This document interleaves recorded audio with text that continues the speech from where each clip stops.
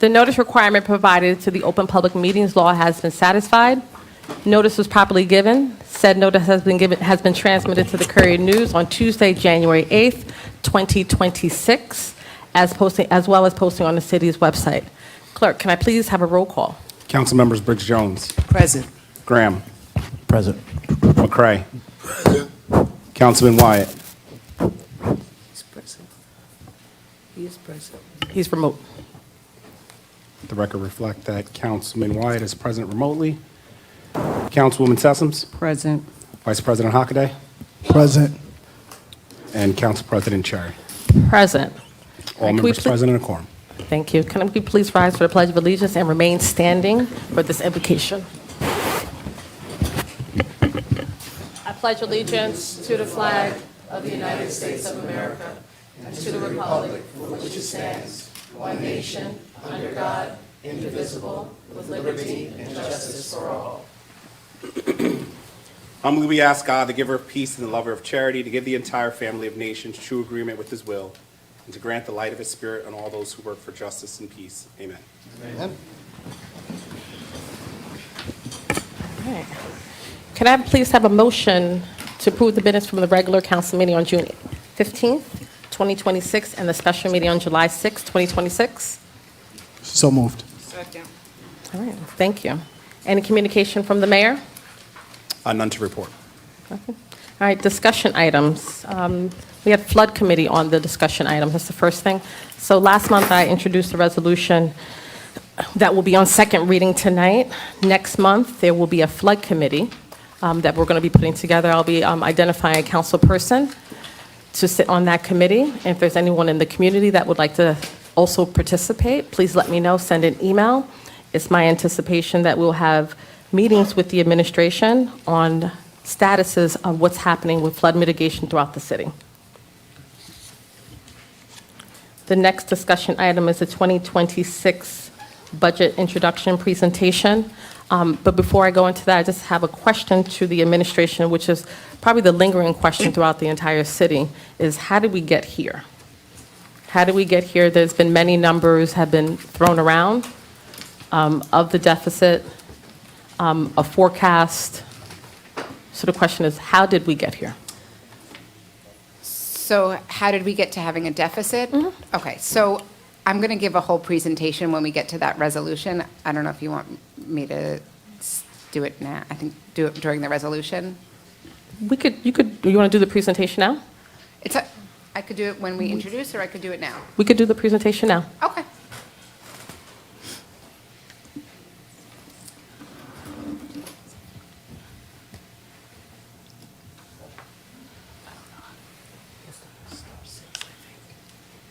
Can everyone see? Okay. So this year's budget we are introducing is about $119 million, and it represents a 5.4% tax increase. The budget is made up of numerous line items, but I really wanted to highlight the biggest ones so that everybody could understand what makes up the budget. The budget is 40% salaries and wages for employees, about 20% health insurance, and about 12% pension. So right there you have about 72% of your, almost 3/4 of the budget is entirely employee driven. Then the other 15% are debt services, workers' comp, our reserve for uncollected taxes, utilities like keeping the lights on in City Hall and in other places, and our funding of the library. 10% of the budget are other expenses. So that's things like bullets in the police department, salt for the roads, things that each department need to purchase in order to be able to do their jobs. So 90% of the budget is kind of written in stone, and then 10% is the OE, the line items that usually we go over in the CBAC meetings and talk in more detail about.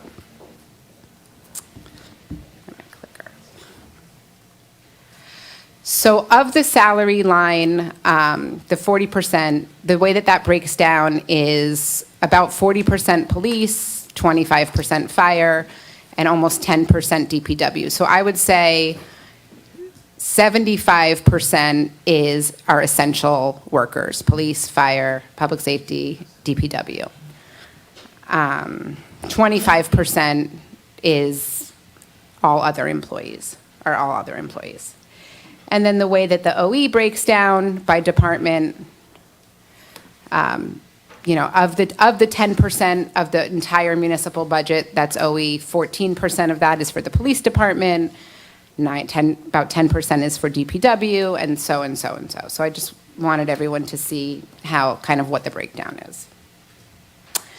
Now, to your question about the deficit, how did we get to a place where there's a deficit in this budget that is, you know, 90% fixed costs?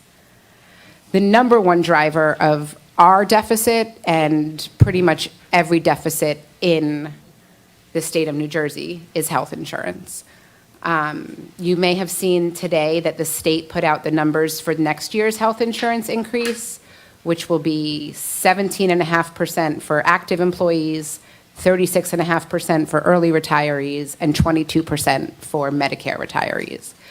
So health insurance is increasing at a rate that is really unsustainable.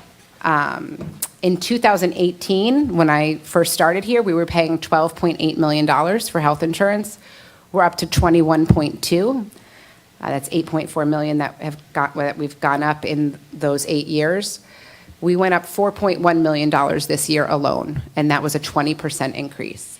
Looking at what the state just put out today, we really need to anticipate that that is the future of health insurance.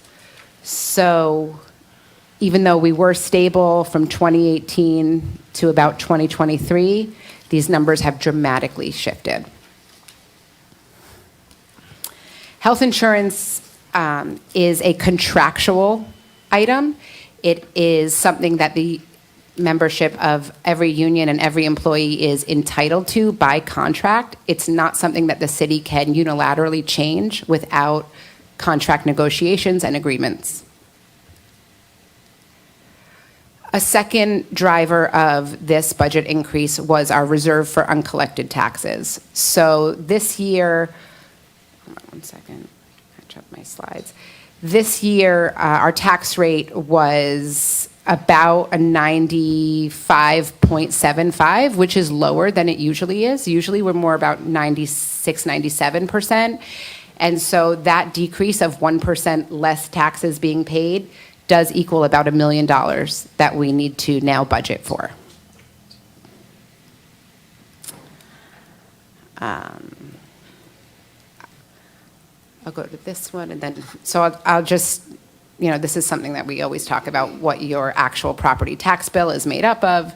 Your property tax bill is 58% municipal taxes, 27% school, 15% county. So if you have a $7,000 property tax bill, you can expect that about $4,000 of that will be from your municipal increase.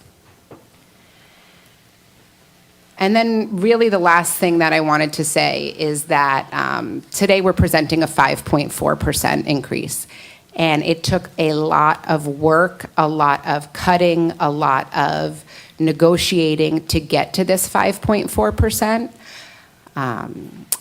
You know, we worked obviously in collaboration with the council to take some action last week that allowed us to drop the 8.5% that we would have had to present down to this 5.4. So had we not taken those actions for community benefits and other personnel changes, we would have no choice but to introduce an 8.5% increase today.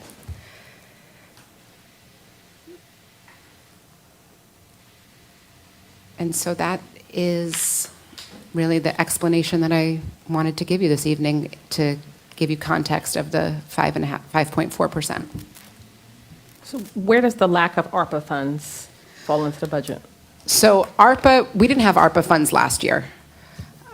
We haven't had ARPA funds. ARPA by law had to be exhausted by not this December, the year before. So we didn't have, there was no ARPA in last year's budget either.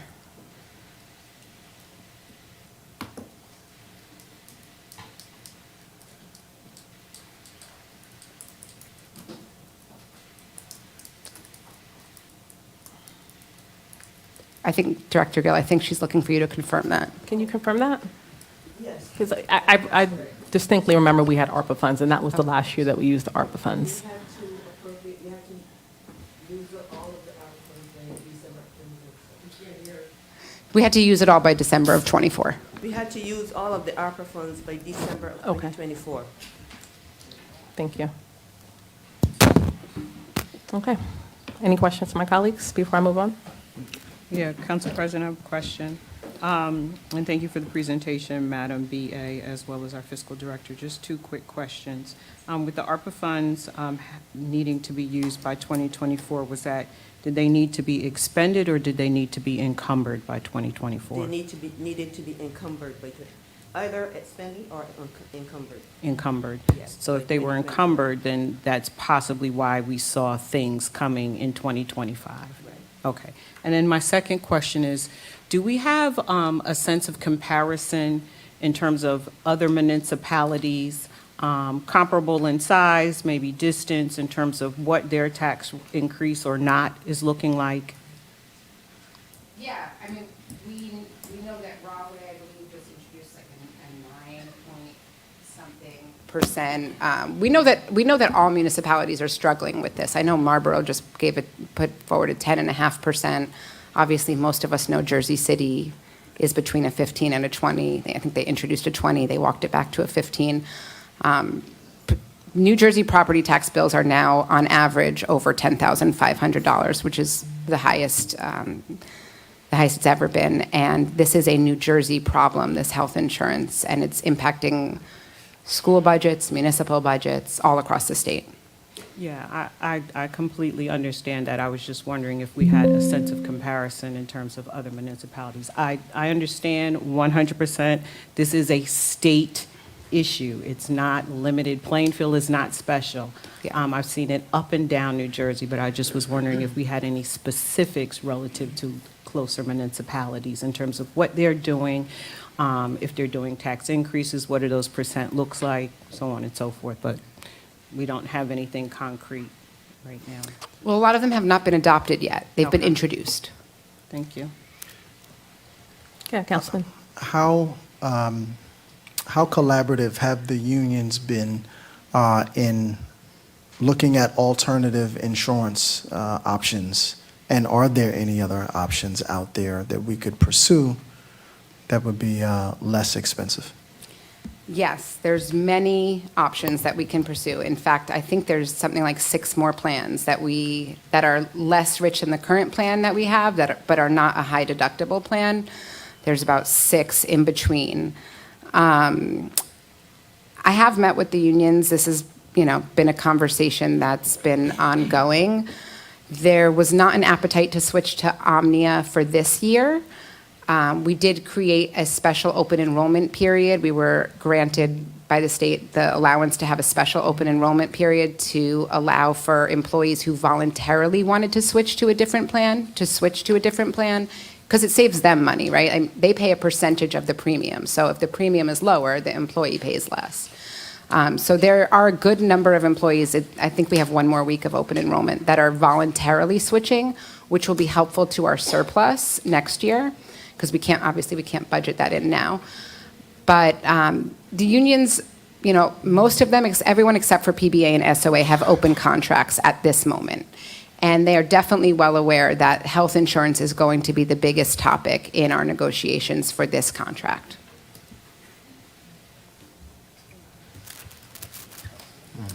Any other questions, Councilman? Yes, I understand some layoffs have already taken place, and I believe they were non-civil service employees. Can you explain how and why that happened? Yeah, so we are a civil service municipality, which means we are bound by their rules and regs. And civil service grants employees permanency and civil service protections. In order to lay off anybody who has a civil service protection, you must first remove the people who do not have that protection. So employees who do not have civil service protection, in civil service it's called provisional, they have received a notice of layoff. And that has to be done in order, regardless of if those are titles and positions that we would have wanted to, that we would have put on the layoff list or not, that has to be done in order to do any permanent layoff. And the two options one option you're presenting, and then I saw another option. I believe one option would involve more layoffs, and the other option with the higher tax increase that would involve no additional layoffs. Do I understand that clearly? The 8.5%? Yes. Yeah, if we took no additional action and we just went off of the health insurance increase, the reserve for uncollected taxes, then we would be looking at an 8.5%. So adopting the community benefits that you did last week, putting forward, a layoff plan, getting kind of right-sized, allowed us to bring that down to a 5.4 for this year. Right. And again, the higher option would be we would not be laying off any additional employees. The 8.5? Yes. Is that what you mean? Yeah. But that doesn't bring back the non-civil service employees that were already laid off. Is that correct? I'm not I'm just 100% exploring that following. option. Just if that, if we decided to go with that option, not laying anyone off, a higher tax increase, but does that bring back the Well, we are introducing a 5.4. So do you mean like if we introduce a 5.4 and you guys come back with an 8.5? Right. How would that impact the provisional employees? Right. Is that what you're saying? I don't think that wouldn't bring them back. Okay. It would. All right. Yeah. Councilman, if I could, I'm sorry. Yeah. Madam BA, also, the action of layoff is purely administrative function, so the council may increase the budget. It does not necessarily mean that any individuals would be rehired. Sure. Ultimately, it's a decision, as the BA said, to right-size the workforce is purely administrative decision. Okay. Council President?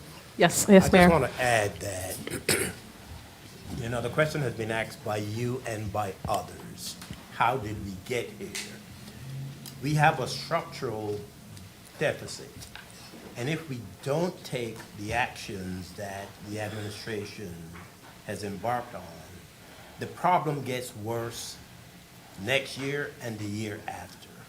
And the only way to fix a structural deficit is that we have to reduce the labor force so that those recurring costs will be removed from the budget. Another way to do that is to increase revenues, which is why we look to pilot revenues, we look to the revenues from cannabis, which those revenues are increasing year over year. But we cannot get ourselves out of a structural deficit by postponing the inevitable, because the situation worsens next year and the year after. And that's why the corrective actions that we are taking are absolutely necessary if we are not to be back here in a worse position next year. Thank you, Mayor. So I guess the question is, when did the structural deficit occur? So you could kind of see, let me just go back.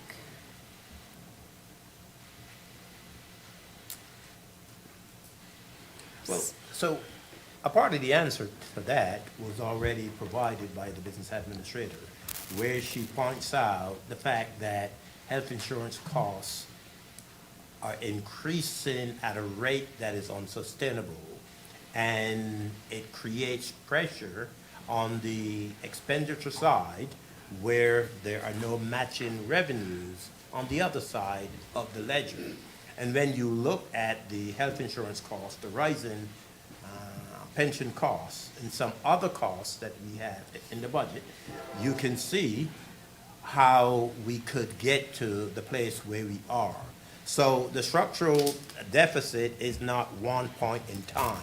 It's an accumulation of different factors that have brought us to where we are. No, she's going to go. Councilwoman? Yeah, question. Mayor, I was just wondering, in terms of the governor's office and the legislature in Trenton, has there been any I'm grateful for the $4 million that you were able to obtain for the city, and that should not go unnoticed and unappreciated.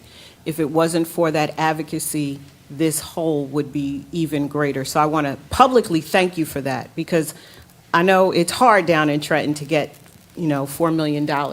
My question is, from a legislative perspective, with all the elected officials that we have, and with this being a state problem, has there been any conversation with the governor and the legislature about what additional relief that they could provide in terms of working to have deeper conversations with some of these insurance agencies who, in my opinion, this is my opinion only, are literally price gouging and taking advantage of people who need their health care. So have there been any conversations on that level? And then I'm also going to throw in our federal representatives, Cory Booker, Andy Kim. Has there been any conversations on that level about addressing this issue? So we haven't had any direct conversations as of yet, a sit down with the governor, but that certainly will happen. We've had conversations with different members of the legislature, both on the assembly side and as well as on the Senate side. We have, and by we, I am referring to the New Jersey Urban Mayors Association. We have calls on like a bi-monthly basis with the office of Senator Booker as well as the office of Senator Kim.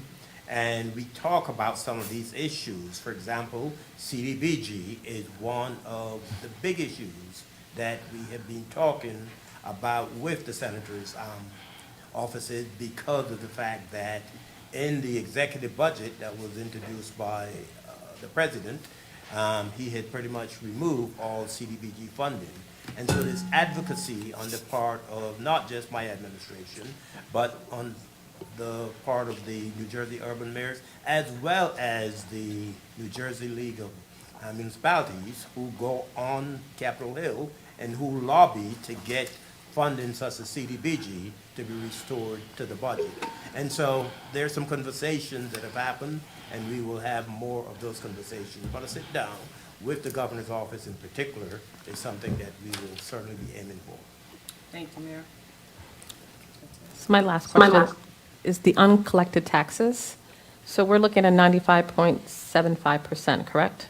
So with unemployment on the rise, and you see where I'm probably going with this, Yeah. are we projecting that uncollected taxes will increase in this coming year? So I'm going to have the finance director speak on this, but this is all basically one big customer who did not pay a very large bill. Right. So this rate is really skewed by one large customer, one large resident or business owner. So I anticipate that the rate will go back to normal, probably 96, 97. And this property will probably go to tax sale. So I think you'll still get the funds that we were supposed to get. Did anyone hear that? So this was skewed really by one large taxpayer. So, and that was like probably $1.7 million. So it's not really that the residents didn't pay, it's just one big taxpayer. So we have to try to avoid that kind of thing in the future. Thank you for that clarification. Council President? Yes, Councilman. Yes, how are you? Yes, so, through the chair, so we're speaking about, the deficit that we face now, and it is structural.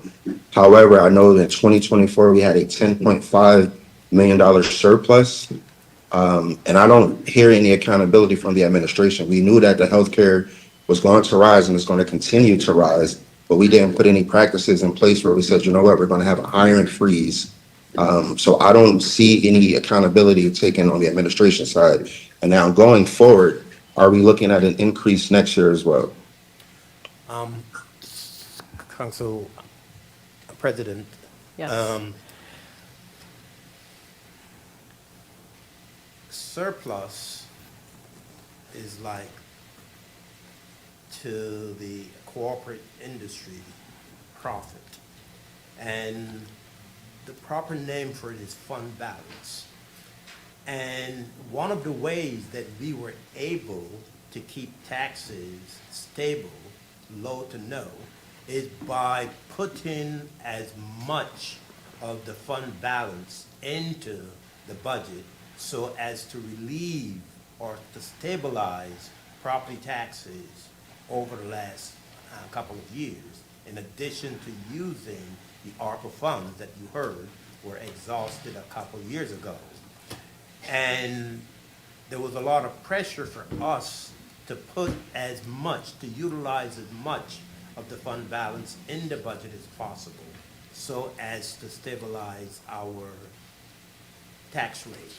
Now, in this budget this year, and the CFO can speak to this, we utilize as much of the fund balance, the profit generated, and I hate using the word profit, the fund balance was utilized in this year's budget as well. And so there is accountability. We have to account for every dime in terms of our reporting. Mayor, could you expand on that? So what percentage of the budget should stay in surplus? What is it, between 8 to 10%? Repeat that. Of your total In order budget? to keep our Moody's rating up, what is it that we have to keep in surplus?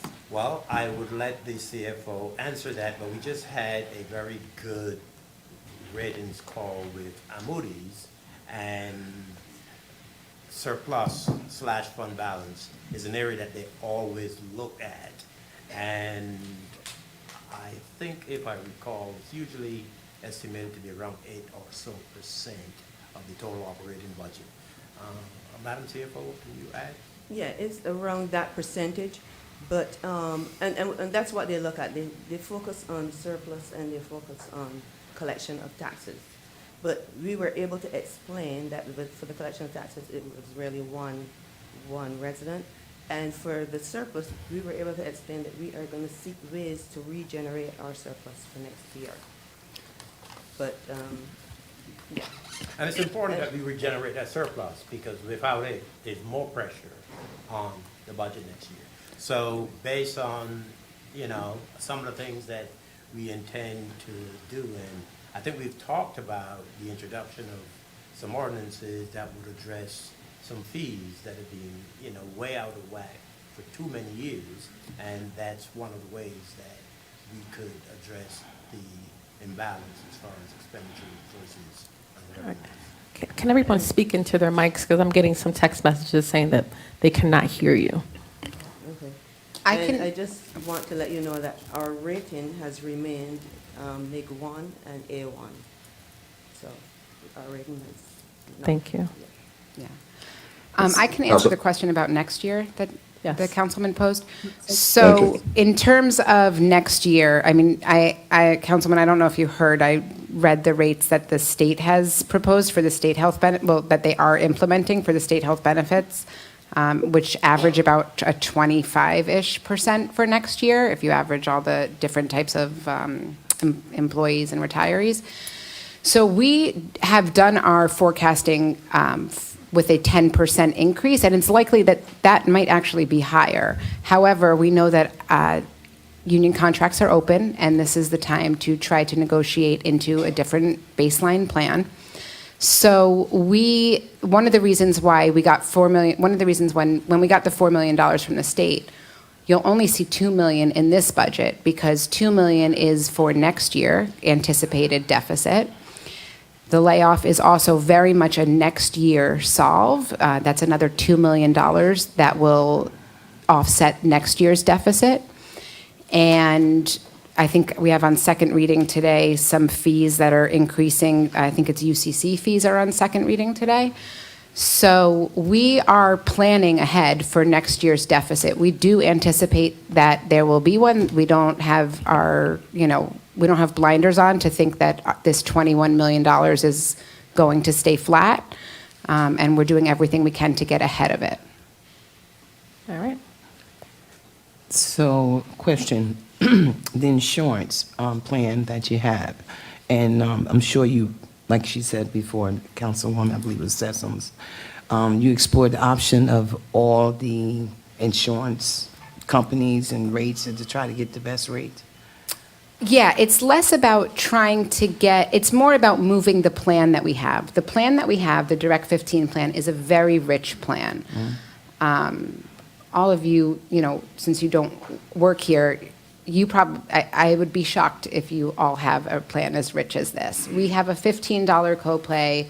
We have no deductibles. We have 70% coverage for out-of-network. We have the second richest plan that is available. So what we've been actively trying to do is take that down a couple of steps to either an Omnia plan, a $20 copay plan with a $35 specialist, any one of the plans that, would be less rich than this current one because they obviously cost significantly less.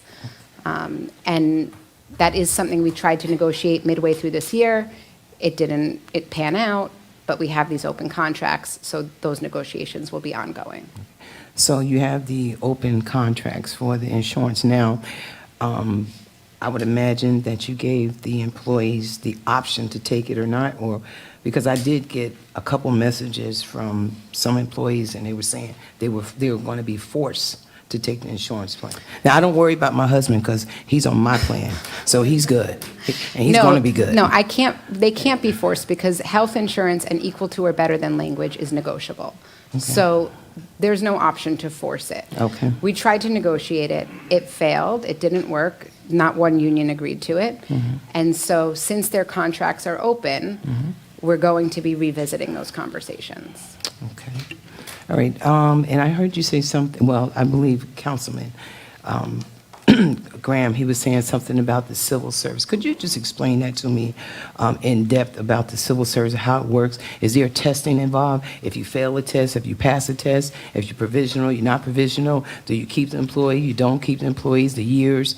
Because, it's, again, I can't compare it to my full-time job, but, we always go by last one in, first one out. So could you just explain all that to me, please? Yeah, it doesn't actually translate that way with civil service. So I'll try to give you like a very brief tutorial on a very complicated agency. Once you are a civil service employee and you are permanent within civil service, you have rights afforded to you that are not afforded to other employees. For example, if there's a layoff, you are given a 45-day notice and civil service first has to approve that layoff. If you aren't permanent, you're not afforded that. And there's other things as well. You can transfer intergovernmentally and take your sick time with you. There's a whole bunch of benefits that are afforded to employees who are civil service permanent. Once you come on board as an employee of the city, we tell civil service we've hired this person. They then call a test. It's called a test, but it's 9 times out of 10 not actually a test. It's a review of your resume to make sure that you qualify for the position. And then hope you get on what they call a certification. Okay. And then we appoint you off of that certification, and now you're permanent. Should you fail that test, should they deem you not eligible, should you not take it, not log on to it, you then are not permanent. We don't have a way to appoint you, and you stay in a provisional status. Okay. And you could be here for 4 years, 5 years in a provisional status. Your test could be called multiple times. As long as 3 other people didn't take that test and get on what's called the certification, you can stay provisional for a while. So that's why I say it's not, last one in, first one out, because you could be here as a provisional employee for 6 years, and you still have to be the first one out. Okay, all right. And there is no, for the record, can you tell me, are there any bumping rights? But Not it's for only for provisionals. each category, right, or no? You get bumping rights when you're a permanent employee if you're laid off based on how long you've been here and how high your title is. But if you're a provisional employee, you are not afforded those types of rights because those come with civil service permanency. Okay. And the last question is, how many opportune times can you take this test? Can you just take it twice? Is there a certain amount of times you take it? Or Well, you how does that hopefully work? only take it once and you pass and you get appointed, and then you never have to do it again. And if you don't pass? And if you don't, as long as there's not 3 other people who took it who passed, then they will keep calling it. So, I mean, it could be 4 times, you know? Okay. They will continue to call it. Okay. And then how often is it? Would it be every 2 months or every 3 months? It's more like annually. We Annually. don't, you know, civil service decides, they have a ton of municipalities, Okay. and they, you know, it's when they call for it. Okay. And there are appeal rights. Employees can appeal if they failed, but they're appealing directly to civil service. It has nothing to do with the city of Plainfield. Okay. All right. Thank you. All right.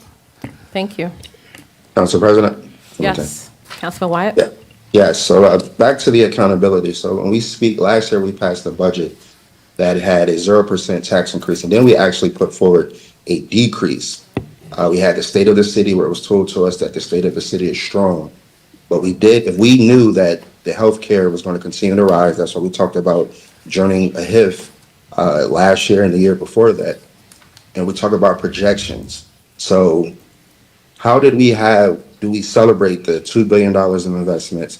We do a 0% tax increase, and now this year we're talking about 5.4 with layoffs. I'm happy that the police and fire was completely taken off the table, but the people that are being laid off will impact the services that we have in our city. So we did the projections, and as far as accountability, was it smart for us to pass a budget last year with 0% and a decrease? So I'll just remind you, Councilman, we present the budget that we think is best. We're the administration, we put forward the budget that we think is best.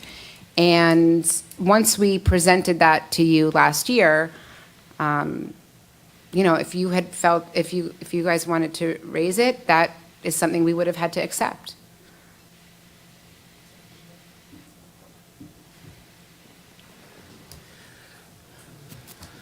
Okay. Councilman Wyatt, do you have any other questions? The other question, yes, as far as the hiring freeze, if we knew we were in this predicament, you told the governing body that we learned about this in April, which I know that other municipalities knew that the healthcare was increasing. They knew that the uncertain times were here already, but we said we didn't realize this until April. So why didn't we put in place hiring freezes and start cutting back on the spending as soon as we knew? I don't think we've done hiring this year. Yeah, I mean, I sent an email to the cabinet, a long time ago. Oh, okay. I don't think we've done, besides seasonal employees, which we do every year and we need for, you know, obviously, things that come up seasonally, I don't think there's been any hiring. I've personally seen new people working in City Hall, so I know that we have been doing some hiring. I don't know, I can't speak to that. I don't know if any this year, outside of Okay. seasonals. All right. Okay, thank you.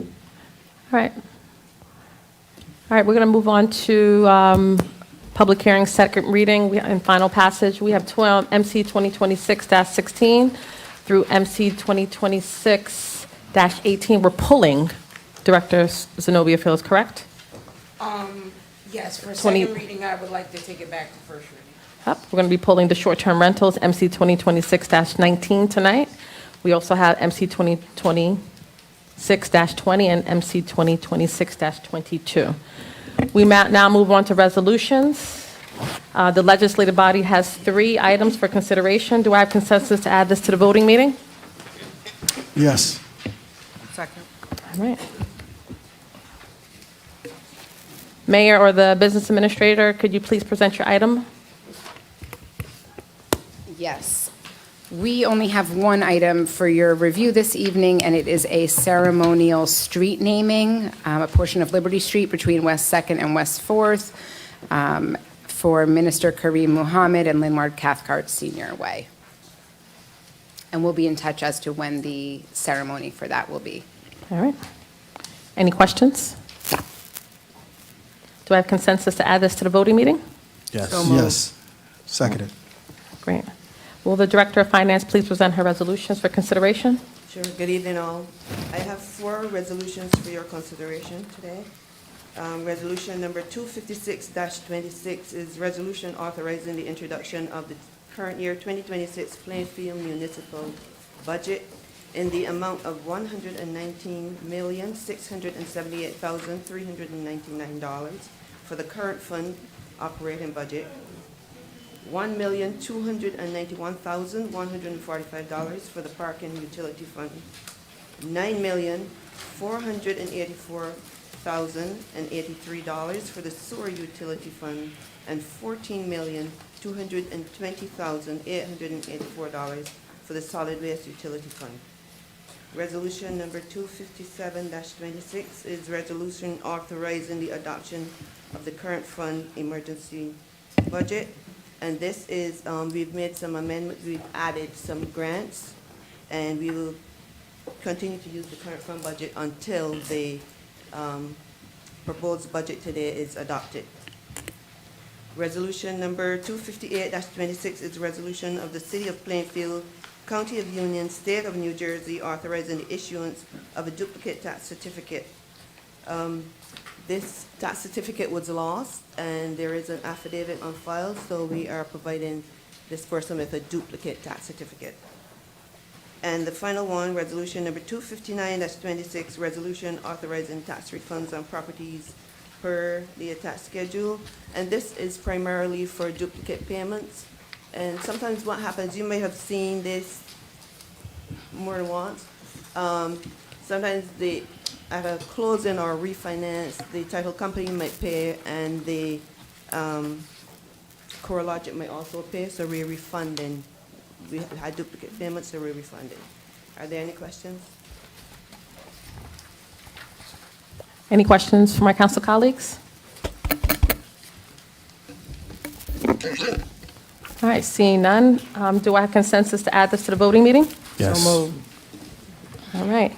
With Will the exception of the first one, I'm sorry. Excuse me? With the Council exception of the Wyatt? first, with the exception of the first one. Our resolution R 256-26. Yes. Yeah, this has to be done by roll call vote. Did you hear that, Councilman? Has to be done by a Yes. roll call vote anyway. Yes. Okay. Thank you. You're welcome. Will the director, police director, please present his items for consideration tonight? Good evening, Madam Council President, Council. I have one item for your consideration, R 260-26. It's a resolution authorizing the approval to apply and accept a Highway Traffic and Safety Grant 2026 Drive Sober or Get Pulled Over statewide Labor Day Crackdown Grant in an amount up to $7,000. As we've done on several occasions in the past, partial funding from this will go towards an education campaign. That's all I have. Thank you, Director. Are there any questions? Do I have a consensus to add this to the voting meeting? Yes. Thank you. Will the Director of Public Works please present his items? Good evening, Council President, members of the council. Department of Public Works has 7 resolutions for your consideration and approval. Resolution 261 is resolution of the City of Plainfield adopting the Union County Multi-Jurisdiction Hazard Mitigation Plan 2026. This is a plan, another plan of mitigation that the county wants to adopt for the 21 municipalities within Union County. So this is something so we can get FEMA funds through, additional FEMA funds.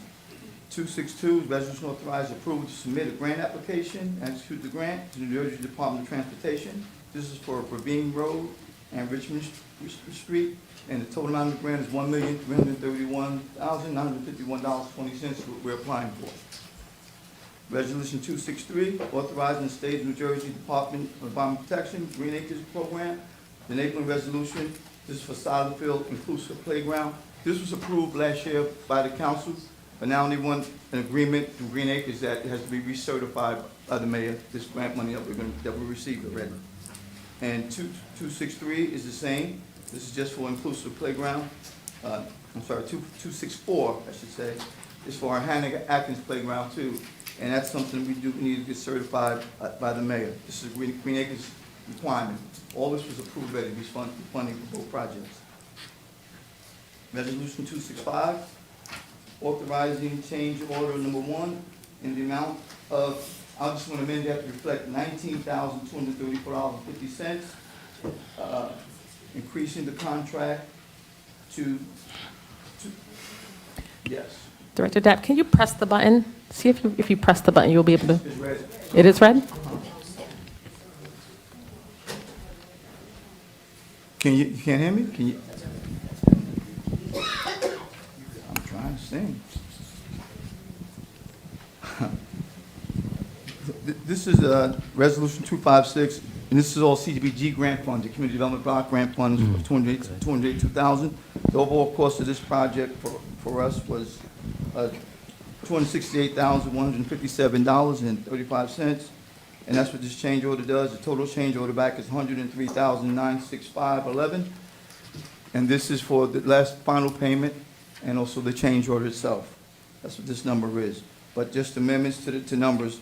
Just want to change that number. It says increasing the contract, the number should be 268,167.35. That's 268,167.35. And the number we're looking for is $103,000. The payout's $103,965.11. That's the change order itself for this project. And this was a major project that we're talking about here. This was, and I think the councilwoman can attest to, the Councilman Sessom, this was third place. It's a long, undertaking to get everything done there, with everything with the roads and new charcoal. They wanted charcoal concrete, they wanted bluestone, but we had to substitute that with charcoal concrete. So that was the cost for this project. That's where it came from.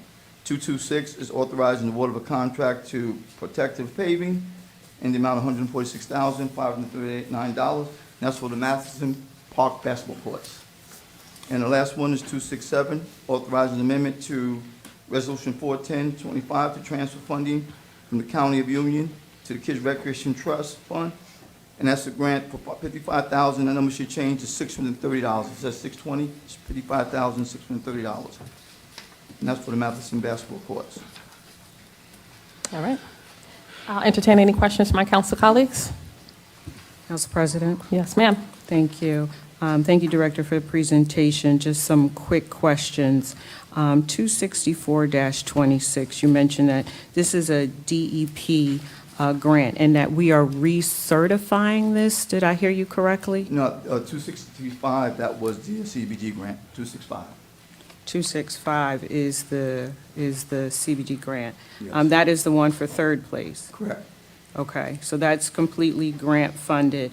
My question is, when the contractors request these change of orders, which then result in additional monies having to be spent, and yes, I do understand that the grant is covering it, was there a change in the scope of work which required them to request an additional $19,000? It was just additional as-built materials that were needed for the overall project, Okay. with the concrete work and things that were done, and the Yeah. asphalt. And is that standard contracting practice that they could submit a scope, a change of cost after having negotiated the price with us? Yes, for unforeseen, sometimes conditions, Councilwoman, yes, it does happen. Okay, that is language that's in the contract.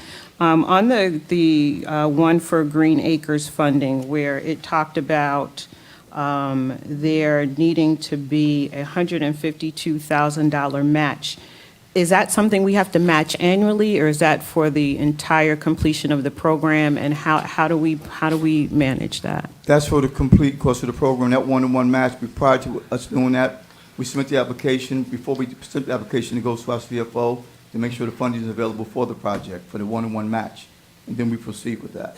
Is that all cash, or is any of that in-kind match? That's cash. That's all cash, okay. And then, I think my last question is just a better understanding of our municipal bidding process. So if we go with 3 bidders and let's say one bids $150,000, one bids $160,000, and one bids $170,000, and we go with the lowest bidder who's $150,000, we lock that in, this is what we agreed to. Can they then come back and ask for additional funds? If unforeseen comes up, it cannot exceed 20% of the cost of the project. Okay. Okay. And the reason why I'm asking is it's real easy then to continue to ask for money, which would then make you no longer the lowest bidder if you continue to come back. So that's why I was trying to get a better understanding of that process. So Yes. thank you. And under local public contracts law, it can't exceed 20% of what the bid was. Okay. I think that's all I have for now. Thank you, Madam President. All right, any other questions? Yeah, just one. Councilman Watt, I'm sorry, Councilman Graham? Yes. With regard to the improvements that will be made to these facilities, let's just say something gets broken, like a sliding board gets broken and it needs to be replaced. I'm pretty sure money isn't allotted for that, should that happen, so that would come from taxpayers. No, that's a good question. What happens is, everyone just take out a performance bond and a maintenance bond. It's a 2-year maintenance bond you have to take out on the project. So we would call them back to go back to repair whatever was broken within that 2-year period. So essentially, everything here comes with no more than a 2-year, I would say, warranty. That's a maintenance bond under local public contracts law, yes. Okay. Now, what about aging and wear and tear? Let's just say we get to 6 years. May not need replacement, but like I said, repairs. Who inherits that cost? Well, that would be us, but everything Okay. we do, we go through PGIP to make sure that when it comes to the playgrounds, et cetera, Okay. PGIP gets involved with that, with annual inspections too, to make sure everything meets the requirements. Sure. All right. Thank you. Councilwoman? I'm sorry, Madam President, I have one more question.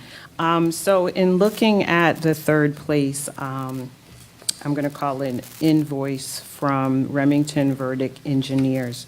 Item number 82, the police traffic control for almost $10,000. Can you explain that process? So do we pay the police, or who pays the police? Because if we're giving them $10,000, who's then paying the police?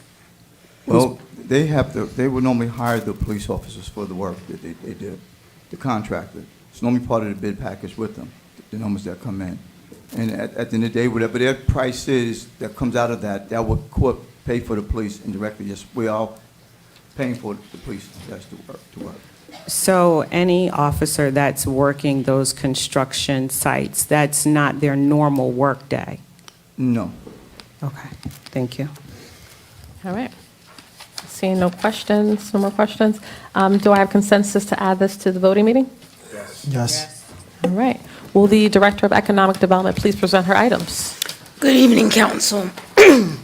I have resolutions 268 through 286. The first resolution, 268, is adopting updated guidelines for the Historic Preservation Commission. These were last updated in 2007.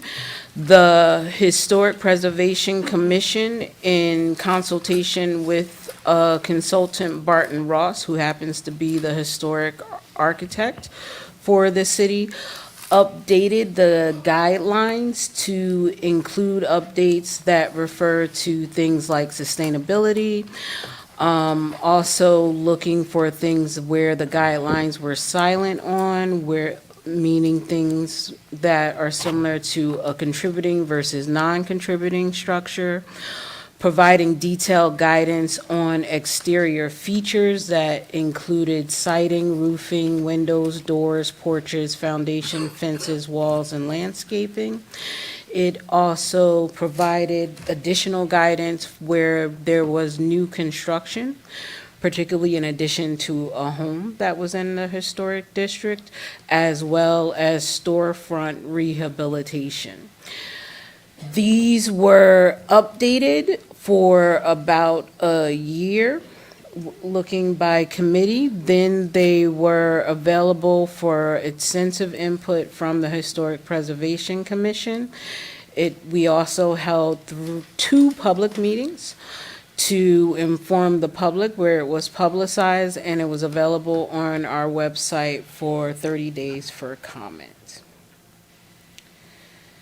The next resolution, 269, is authorizing the designation of a new urban enterprise zone coordinator. We have an urban enterprise zone coordinator that has retired.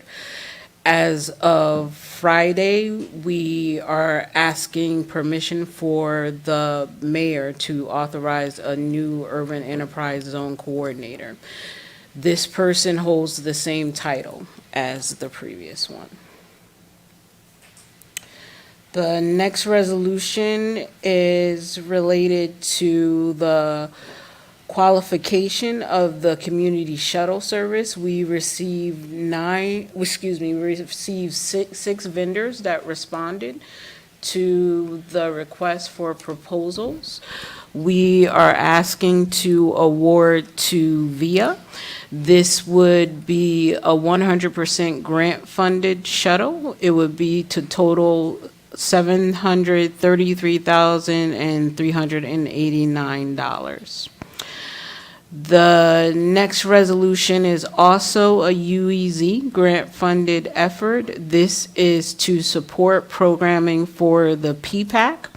This would be for cultural program initiatives, community initiatives, marketing, as well as outreach efforts. Resolution 273 is related to authorizing the execution of a loading zone license. This would be for a development along East 4th Street. This would allow for a 4-hour loading zone daily for moving in and out of the apartment building, as well as for deliveries. It would be from 8 a.m. to 12 p.m. Resolution 274 is related to the designation of 930 Putnam Avenue as a non-condemnation area in need.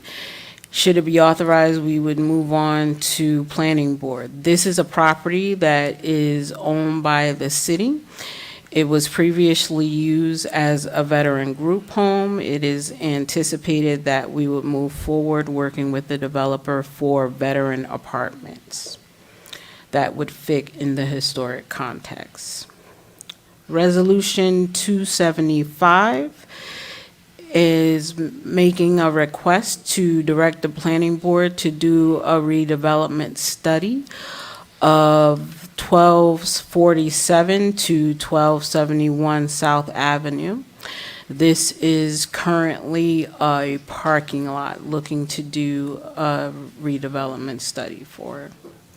Resolution 276. This is for the Cedar Brook Apartments. This is for Housing Mortgage Finance Agency pilot or payment in lieu of taxes. This would keep the facility remaining as an affordable senior apartment facility. This would be entering into an agreement with a new contract purchaser, meaning that they are looking to sell to a new buyer, and this would be a new 30-year pilot. Resolution 277, this is related to the third amendment of a redevelopment agreement that has already been approved by you previously. This is for the City Village Complex. This is one of the redevelopment agreements that offers opportunity to negotiate a new community benefit agreement. This would be for a $4 million community benefit in total, $1 million made immediately available upon execution of the redevelopment agreement. It also includes looking at a purchase and sale agreement. For the properties that are owned by the city, it would be a total of $2 million with $500,000 available immediately for the property. Also includes naming right of a street in particular. It would be Cottage Place. Cottage Place is currently blocked off and has no residents or single-family homes on it right now. This is requesting a payment of authorization of $250,000 from the developer for naming rights. Resolution 278 is also related to looking at an amendment of a project that was already completed. This is 115 to 157 East 2nd Street. This is looking at an amendment of the structure of the redevelopment agreement, particularly the community benefit.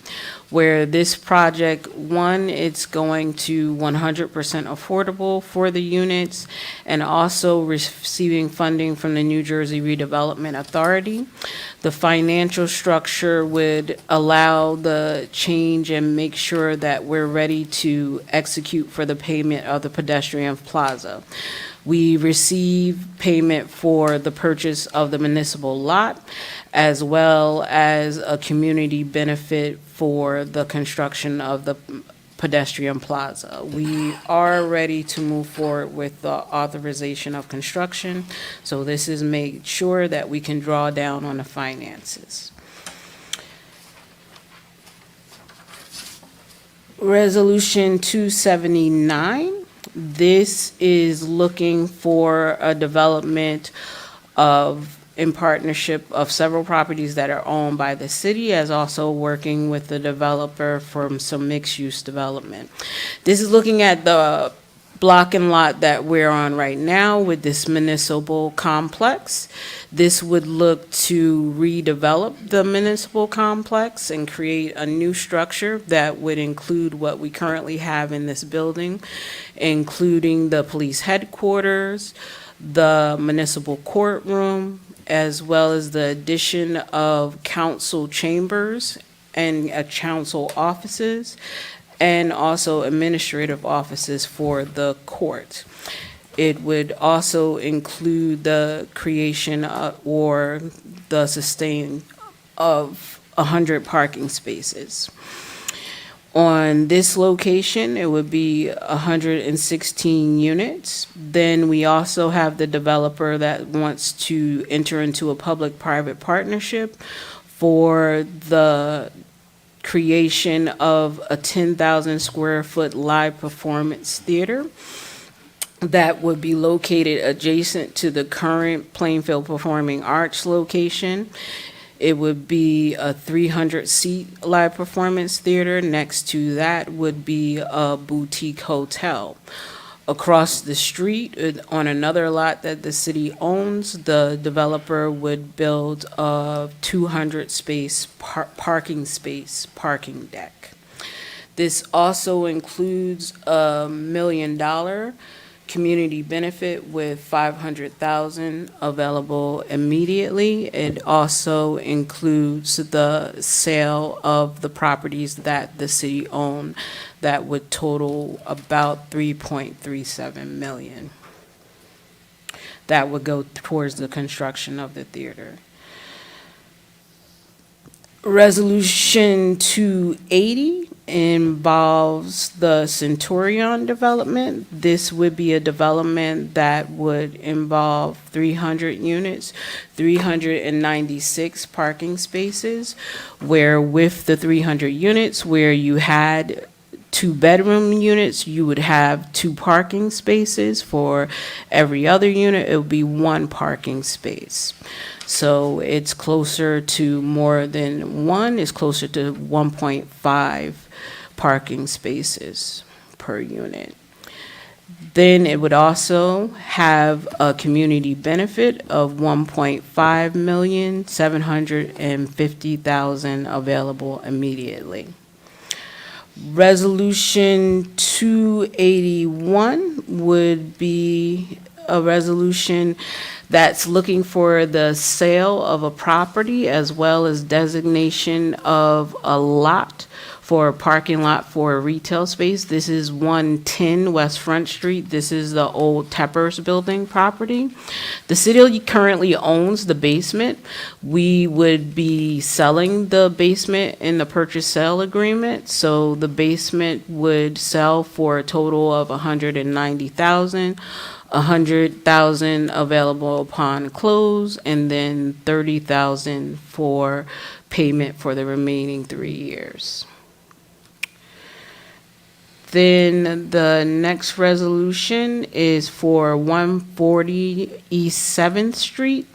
This is a property that came to you before that was fully approved and was able to go to planning board, but the developer wishes to switch from 10% affordable to 100% affordable based on the Unified Housing Affordability Standards, which means that the apartments for studios would start at 600 and go up for 3 bedrooms, that would be 1,800. This would switch the project description from 86 units to 78 units. It would have 900 square feet of commercial, and it will also include a 300,000 community benefit.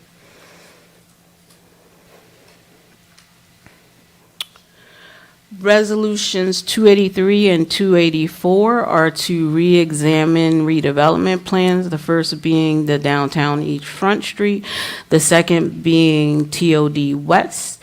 These redevelopment plans involve properties that we are looking to condemn, or we have gone through condemnation, and this is to include those properties as well as to re-examine the parking and the bulk standards. Resolution 285 is to waiving the estoppel period and authorizing the immediate implementation of MC 2026-17. This refers to enacting the eminent domain power for what we're looking at as the rescue squad building. This would allow the city to move forward in establishing an emergency operations center and to start the foreclosure proceedings. At this point, the city would put the fair market value into escrow and then move forward with the foreclosure, which with the eminent domain power, the city would have it within 6 months. The final resolution is a resolution designating the Friends of Carshaven Academy for school for redevelopment. This property is located at 1500 West 3rd Street. This is for a relocation of their 5th to 8th graders, about 300 students. It would be the development of a 45,000 square foot building. They would have 33 staff there, and they would have 38 parking spaces. This is being brought to you again because the school held a community meeting in which council members were present, and they addressed the parking and drop-off issues. Any questions? Thank you, Director. Any questions from my council colleagues? Yes. Yes. Yeah. All right, let's start with Councilwoman Sessoms. I'll defer to the Okay, Vice go ahead. President. Oh, okay. I think it was 279 or 280 regarding the proposed municipal complex. Certainly, this building is antiquated. Bathrooms are and much in need of being much more functional.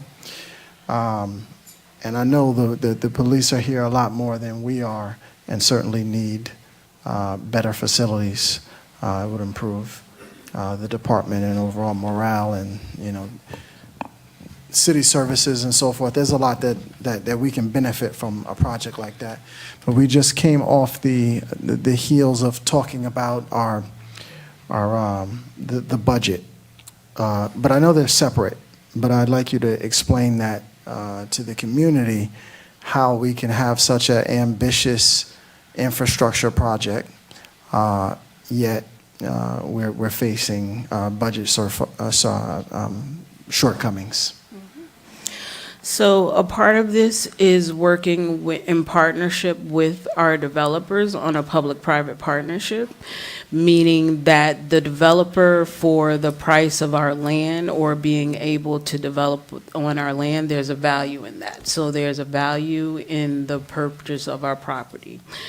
For the purchase of our property over by the theater in particular, and also looking for our parking lot, which is parking lot 7, The value of it comes out to about 3.37 million, which offers us an opportunity to use that for the construction of the theater and also look at it for the purpose of the parking deck.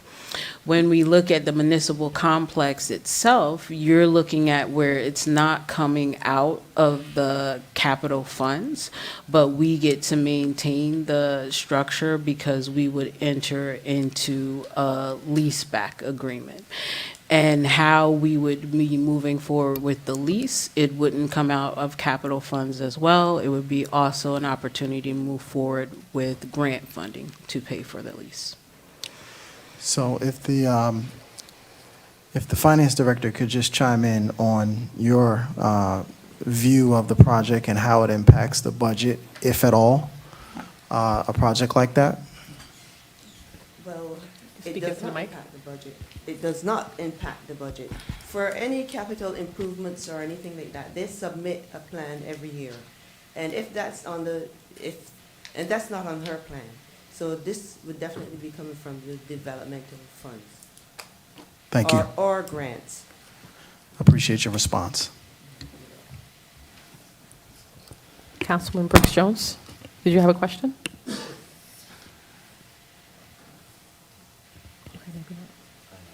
Councilman Graham? Go ahead, Councilman Graham, you could go ahead. For 273-26, what happens after 12 p.m.? Because I'm thinking about like the UPS and Amazon deliveries. They're not allowed to use that loading zone at that point, or it's just that's the case? Yes, so the loading zone, which is be about 30 feet, is going to be identified with signage where cars won't be able to park there during that time, but when you're outside of the hours of 8 a.m. and 12 p.m., cars will be allowed to park. So we can't leave that a loading zone for Amazon deliveries, UPS deliveries, and essential deliveries? In terms of safety and turnover, it's better to have a designated time, just like we have a designated time for commercial deliveries. Okay, all right. With regard to 274-26, the veteran homes, what existed there before I guess it closed or became vacant? It was the Dudley House, which is a group veteran home. Right, was a single-family home that was shared by veterans? Yes. And I wouldn't call it a single-family home, but it was a group home. A group home, I'm sorry. And now we are proposing more apartments at that location? Yes. And how many? So right now, should we move forward with the redevelopment plan, that will determine what we will accommodate there. The idea is that it would fit within the context, and meaning that the height of the building, most of those homes are not more than 35 or 40 feet. There's a certain amount of area density, so roughly looking at it, and this still has to move forward with the redevelopment plan, it would be no more than 15 units. So that would require an addition to the existing footprint of the structure? Right, it would Okay. most like, yes. All right, and yeah, those were my only questions. Thank you. So, Director Fields? 271, I'm sorry, go ahead. Director Fields, is the Urban Enterprise Zone Coordinator, is that an appointed position? Or is that an employee? It's an employee that's appointed by the mayor. So normally when an appointed position is presented, usually you present the name. Yes, we do have the name. It's in the resolution. Okay. Would you like me to share it? Yeah. So the current UEZ coordinator was Jeanette Aparicio. The new one to designate is Drew Dolman. Thank you. Thank you. Councilman Brooks Jones? Yes, Resolution 274-26. The Veterans Apartments, that you said, is going to be 15 units, and it, of course, obviously, is going to be affordable for the veterans, correct? Yes. All right, so I would like to see them have resources also as well. Will it be ADA compliant? Yes, well, it's going to be considered special need housing, so we'll have to follow the state guidelines. Okay, all right. All right. Resolution 271-26, the shuttle. Okay. Councilman, when could you will speak this- into your mic? Yes. Resolution 271-26. When will the shuttle start? And what hours are we looking at? Should you approve it tonight, we have a contractor that's ready to go. We would make arrangements to finalize operations details, but when we release the proposal, RFQ, we ask for 12 hours of operation a day, 8 a.m. to 8 p.m. Okay, so I guess a problem within working hours. Well, now, what if someone needed transportation and they work overnight? So we'll look at that. One of the things that we are also looking for support from New Jersey Transit, for example, for future funding, and they like to see off-peak. This, of course, is going to be our pilot or demonstration year, but within this contract, we do have the flexibility to look at some off-peak or on-demand. Okay. I had it written down. Okay, I know there was a development, and you were talking about the naming rights. Does the developer necessarily have to have the naming rights, or can the city itself? The developer is Because paying of- to have the naming rights. Okay, so he's paying in addition Yes. to whatever, okay, all right.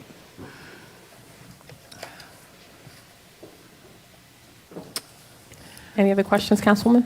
That's it, there's another one, but I'll come back. Okay. Councilman Wyatt, do you have any questions? Yes, I do.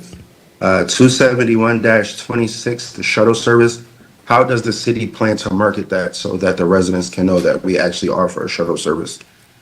We are going to, put the schedule available on our website. We're going to explain how the passes work, and we're going to have outreach events before we start operation. Okay, and have we looked at putting guidelines for it as far as the local cab companies, Uber and Lyft, who operate in the city as well? Guidelines for Uber and Lyft? I'm And sorry. the local cab companies as well, because this will impact all of them as well. So do we have any guidelines put forth or any conversations with them at all? So Uber and Lyft are shared ride services. This would be a shared ride, but this is a funding service that's funded through the city, so the operations are a little bit different. There's different sets of guidelines for a shuttle versus a on-demand shared ride service. Okay, thank you. 278-26. I was looking at that and I see that it's going to be 104 units. If you could just explain, because I see it says 200 parking spaces, but 125 will be dedicated to the city, 13 for the EV charging stations. So that leaves 62 parking spots. Am I correct? So could you tell me which one you said again, please? 278-26.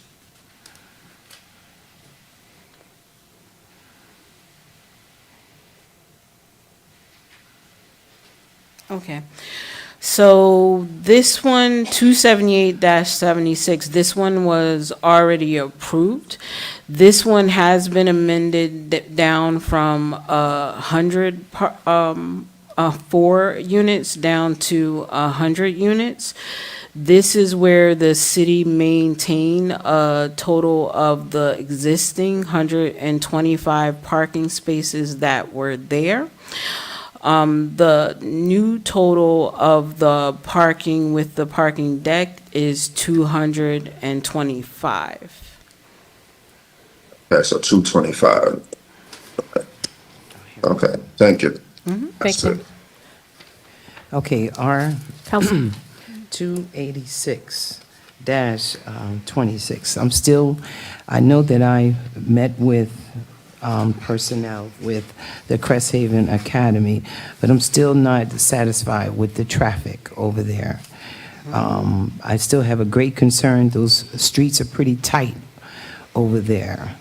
I don't know if they're going to, and I know I did speak with Mr. Fry, that they're going to be speaking with the city about that street in particular, but I'm not set on that at this moment about the location of putting another school down there with that traffic down there. I'm not set on it yet. Okay, so should this go forward with the designation, when they go to planning board, they're required to present a traffic analysis study, and that will be addressed in detail. We also have leadership from the Cresthaven Academy today, if you would like to hear I would. from them. If the leadership is here, I'd allow you to come speak.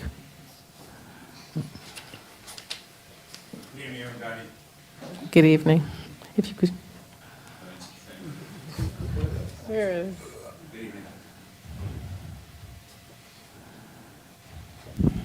Good evening. Just state your name and where you're from. My name is Damian Fry. I live in Montclair, and I am the Chief School Administrator for Cresthaven Academy. I can say that we are very excited about the potential to move to this particular location. This is a relocation for our middle school scholars, and a great opportunity for us to become a part of the Fourth Ward, which we are very, very excited about. The goal with this particular resolution would be for us to be able to engage the city and with the city to be able to do a traffic study to really look at how we can best support traffic in that particular region. We have spoken, I've walked around the community and spoken with members of the community in that particular region. They're all very excited about having a school in that space, and there was already a school there. It was a preschool for a very long time, so this is something that the community has already experienced and something that we would really look to see to ensure that whatever traffic pattern would be recommended would be something that we would absolutely follow during that time. Thank you. Any other questions from my council colleagues? Councilwoman Sessoms? Yeah, if you would like to. No, Oh, not for Cresthaven, no. but Okay, for the you can have a seat. resolutions. Thank you so much, Mr. Fry. If you have questions in general? Yes, Okay, for thank you. resolutions. Thank you, Madam President. Madam Director, would you just explain a little bit more clearly on 269-26? Because I don't want the perception to be, we just had a conversation about layoffs, and we had a conversation about, there appears to be additional hiring that's happening. So this particular position, the Urban Enterprise Coordinator, are you filling this position with somebody who currently works in the administration and then opting not to backfill on their position? Thank you for asking for the clarity. As overhead, the person that's retiring was already existing on my staff, and the person that's backfilling this position was already on my staff as well. I will be losing a position. So basically, you have an employee who's going to be doing two jobs? Okay, because that's important, because I don't want the perception to be that you're adding someone on when we just talked about the potential of people not having employment. So thank you for that I clarification. am losing headcount, yes. Okay. The other question that I had, you mentioned on 274, the old Dudley House program, that we're going from a group home, which we all know group homes provide certain services, to individualized apartments. You mentioned if they fit the historic context, and I think you clarified that for me by saying the historic context that you're referencing has to do with height of the building and some aesthetics. Would that It be- has to do with height, the exterior, for example, it will not be a modern facade. The materiality will match the character of the neighborhood. will match the character of the neighborhood. You mentioned 15 units. What's the concern for parking? I've been past Dudley. They only have about 5 parking spots on that property in the gated area. So what are we anticipating? Because I do anticipate some of our veterans will drive. Right. So the parking requirement will most likely be 1-to-1. Okay. Going to 279-26, and that is a multiple site resolution, but particularly focusing on the police department and the municipal complex, so to speak, the court chambers. I've heard it mentioned before, and I don't know if I got full understanding. There was some conversations before about whether or not the police headquarters is a historic building or not. Can you just clarify about the historic piece on that? So the police headquarters, it's not a historic building. What we want to preserve is the memorial. So the memorial will be relocated and at the new complex. It will be removed and relocated at the new complex. And when you talk about the memorial, you're talking about the stone out there honoring the fallen officers. Yes. That's what you're referring to as the memorial. Thank you for that clarification. 285, which is the former Plainfield Rescue Squad. One is a question, and then the second is a statement. So if we talk about the fact that in order to, if we get this property, we have to put fair market value in escrow. Where's that money gonna come from? Where are we getting the escrow? Right now, we have grant funding, but it'll come from other capital that we're looking at. Am I correct? Say it again? Not capital, but it is going to be a grant-funded purchase. Full grant-funded purchase for the value of the property? For the market value, yes. For the market value of the property? It'll be a full grant. Okay, thank you for answering that question. And then just a comment on that. So I'm going back maybe 6, 8 months now. I think it was cold then. And I met with some of the original members of the rescue squad. They asked for a meeting with me. We met at Starbucks. I remember it because it was cold. Because I wanted to hear what their concerns are. We know that you have members of this community that are very passionate about the Plainfield Rescue Squad and its history in this city, their ability to have served our residents when other towns would not want folks that look like them, serving them in the capacity of medical assistance and so on and so forth. And there were a couple things that I walked away from that community meeting having heard from them. There was a full understanding that they understand that they are not in the capacity to come back as a full rescue squad. They don't have the capital. They understand that. But what they're looking for is that their memory and their contributions to this city not be erased. How can we make sure that the memory of what they've done for this city be incorporated and included in the process? So I'll just throw out some examples. So there's a big sign out there that says Plainfield Rescue Squad. How do we incorporate them in the design of the building? Because I remember when we were talking about Grace Church, there was this whole thing about how do you keep the history of the church and still do the next property. So their concern was, how is their memory going to be preserved? How do we make them or allow them to be a part of the process?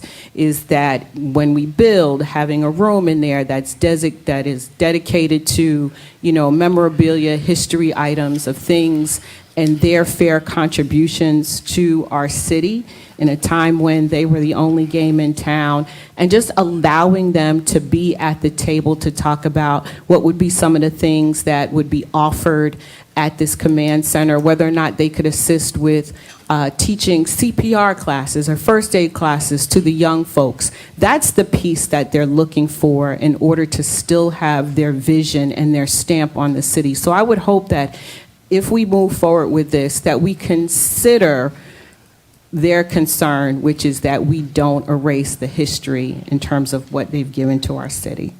Madam President, that completes my comments. Thank you, well said. Director, do you have a response? Or? I think she just wanted the comment on record, or you want me to? If you want to respond, you are more than welcome to, but that's at the determination of Madam President. So if the you have a response. first step is for us to move forward and to get the building itself. I think with anything where we're looking at the programming or activation of a space, we include public comment and we include input from other interest groups. Thank you. Council President, I've got Yes, one more Councilman Graham, question. go ahead. I want to go back to 274-26, the Dudley House. Because I remember being present at the ribbon cutting when it was renovated. What happened? And excuse me, the Director of Health and Social Services can help me answer this, but my understanding is that we no longer have that funding that we were receiving going in Okay. And for for the operation. pro- Is that correct? Okay, and for the proposed 15 apartments, is that a different source of funding? It's developer, so the city would be selling the property Okay. for revenue to a developer to develop veteran housing. Okay, and I'm assuming that the number 15 apartments, that's sort of them maximizing that space? So I want to be clear, what I'm presenting to you now is the area needs study. We haven't presented the redevelopment plan that will identify the bulk standards, the exact amount of density that's allowed, and then we'll present to you the concept that identify the specific number of apartments. Okay, thank you. All right. Yes, Councilman? I just want to go back to the rescue squad quickly. I certainly am supportive of a continued memory presence of the rescue squad because of the work that they've done and the role that they've played in the previous years. So I encourage that, especially if moving forward, it's an amicable process as the city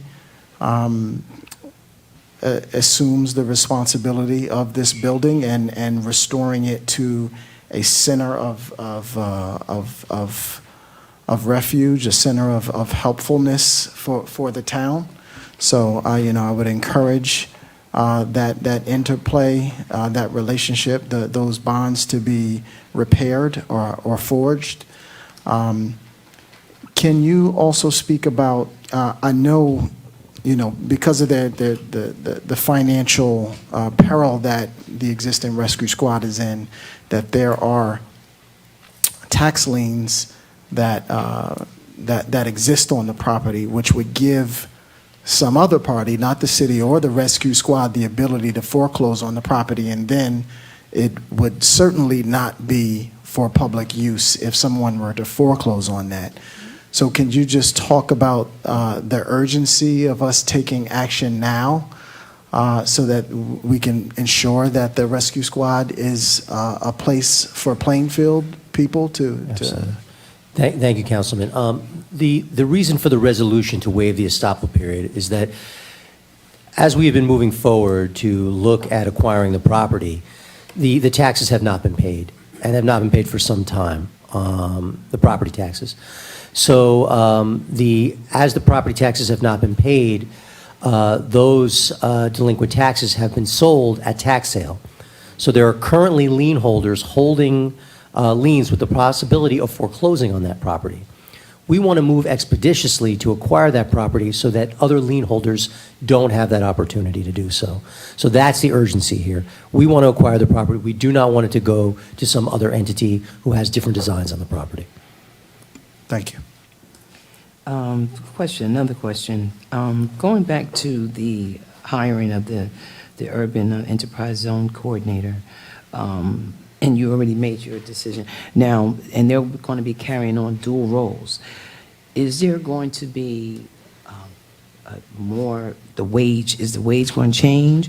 And, or maybe are they offering a stipend for that? Or what, I just want to know, because of the deficit that we in, I want to know how's that going to work, especially he's going to be carrying two roles now. So I want to be clear in terms of the salary. There's no changes. There are two people that hold, for example, economic development. Can I not? Yes, Councilwoman, we can certainly provide information in closed session, but we're now discussing the terms and conditions of employment of an employee, which is not something that we do in open session. So I would actually ask if we could refrain from talking about any specific employee as we move forward. Thank you. Okay, I just brought it up because I figured it was okay because she mentioned the name, so I figured I'd say something too. Yes, but we did not discuss the terms and conditions of employment, such as Okay. salary. Yeah. Okay. We're in a deficit. I All just right. want to make sure we understand that. All right, council, moving forward, do I have consensus to add these to the voting meeting? No. Council President, I just No. had two quick ones. Councilor me? Wyatt? Yes, just two quick questions. Back to the 271, the shuttle service. Once the grant is exhausted, how will we sustain that?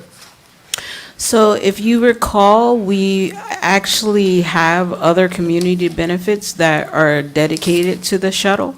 We also have the opportunity to continue to apply for this same grant funding again, or we also have applied to grant funding from New Jersey Transit. So we have several options and we have several resources that are available to us, including community benefit, other grants funding, as well as reapplying for this grant funding.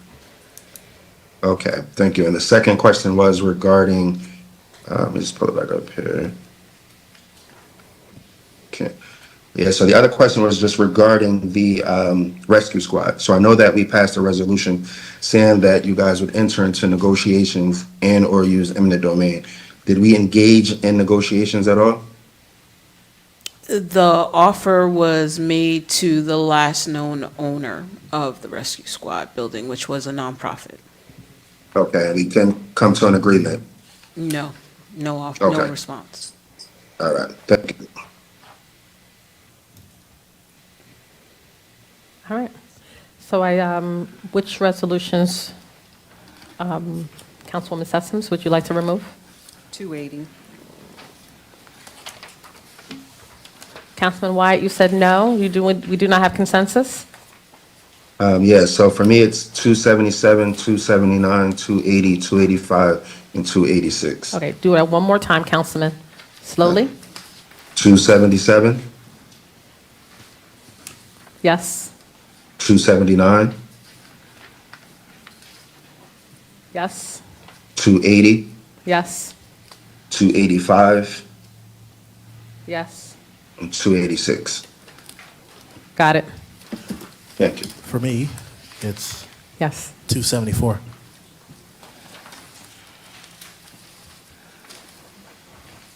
Anything else? Nope. All right. Well, BA, I'm going to assume that you're going to present for the Director of Sewer and Solid Waste? Yes, I will be speaking on his behalf. Thank you. Sewer and solid waste have one resolution for your consideration this evening, and it is a 3-year contract to American Wear. This is for the uniforms that they wear down in sewer and solid waste, and this is the same vendor they've been using for the past 8 years. Obviously contractually, we provide the uniforms. Any questions from my council colleagues? Seeing none, do I have consensus to add this to the voting meeting? Yes. Yes. All right, Yes. thank you. We now move on to ordinances on first reading.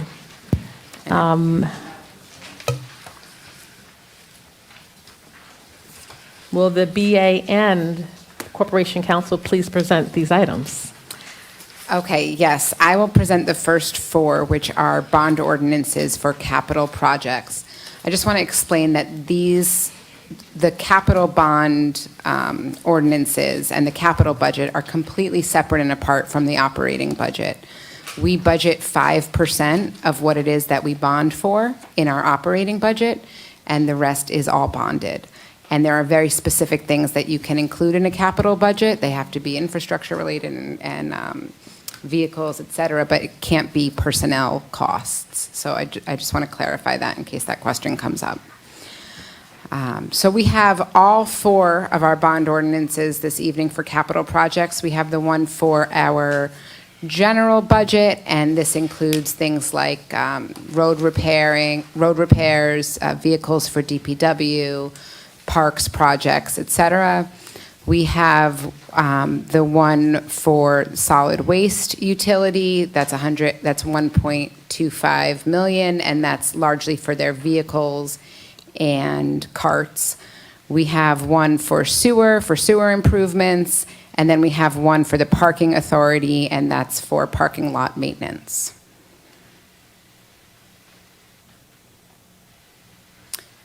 And that's it for the administration's ordinances.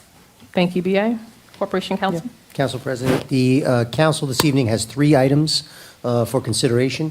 The first one is an ordinance presented by Council President to require the clerk to publish all materials associated not just with regular meetings, but with special meetings, 48 hours prior to any meeting. The second item is introduced by Councilwoman Sessoms. It is an ordinance to ban data centers within the city of Plainfield. It is a complete and total ban. And the third item is an ordinance to require that all campaign materials be removed 14 days after an election. Questions, I'm happy to answer them. Thank you. All right. Do I have any questions from any Madam President? Councilwoman Sessoms? Thank you, Madam President. I do just have one request for amendment on MC 2026-23.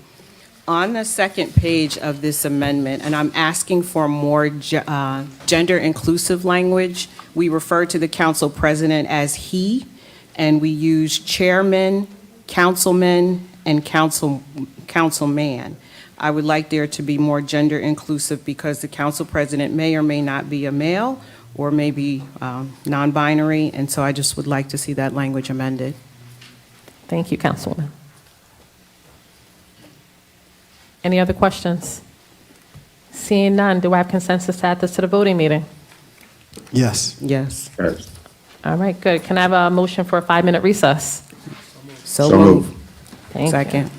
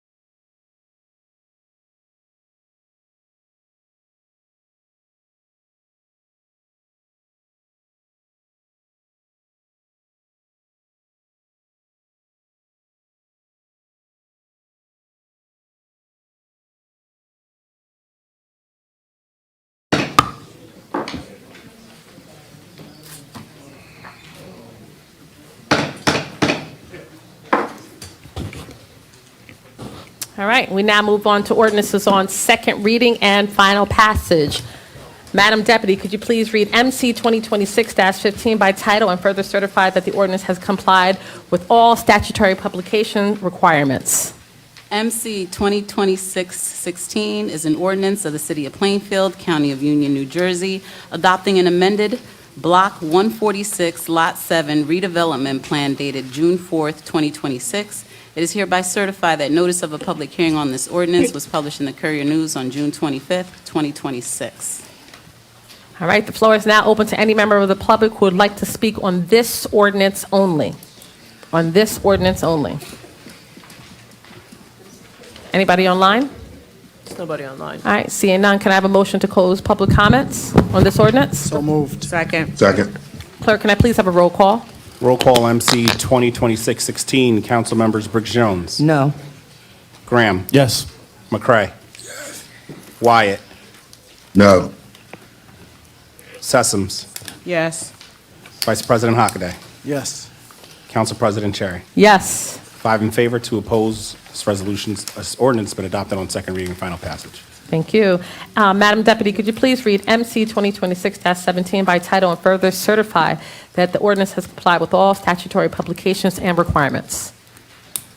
MC 2026-17 is an ordinance of the City of Plainfield and the County of Union, New Jersey, to acquire by negotiated agreement or exercise of the power of eminent domain of real property for public use as an emergency operations center known and designated as Tax Block 556, Lot 29 on the official tax map of the City of Plainfield, Union County, New Jersey, located at 700-10 West 7th Street. It is hereby certified that notice of a public hearing on this ordinance was published in the Courier News on June 25th, 2026.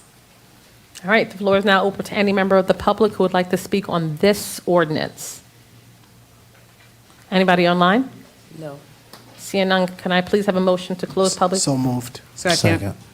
Have a motion to adopt this ordinance on second reading Moved. Second. and final passage. Thank you. Clerk, can I please have a roll call? Roll call MC 2026-17, council members Briggs Jones. Yes. Graham. Yes. McCray. Wyatt. Yes. Sessoms. Yes. Vice President Hockaday. Yes. Council President Cherry. Yes. That's unanimous. This ordinance has been adopted on second reading and final passage. All right, Madam Deputy, could you please read MC 2026-18 by title and please certify that this ordinance has complied with all statutory publication requirements? MC 2026-18 is an ordinance to amend Chapter 2, Economic Development of the City of Plainfield by amending Article 10, Section 2:10-6C, Fee Schedule Update. It is hereby certified that notice of a public hearing on this ordinance was published in the Courier News on June 25th, 2026. The floor is now open.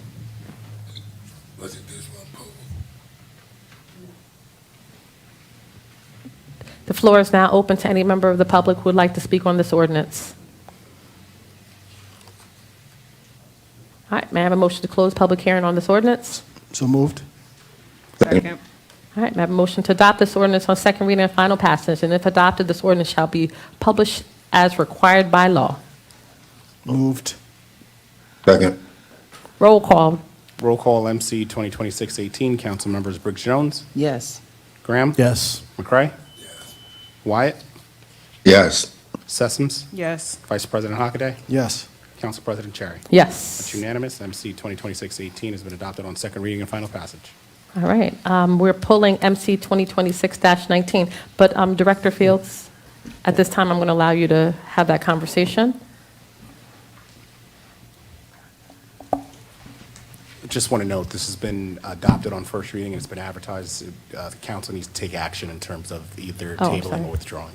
All right, Motion to table? it's already tabled, Councilman. You need to make the motion. Council President, we require a motion second and a vote to table. All right. But we've been open, no. Okay. Can I have a motion, it was second. Can I have a roll call, please?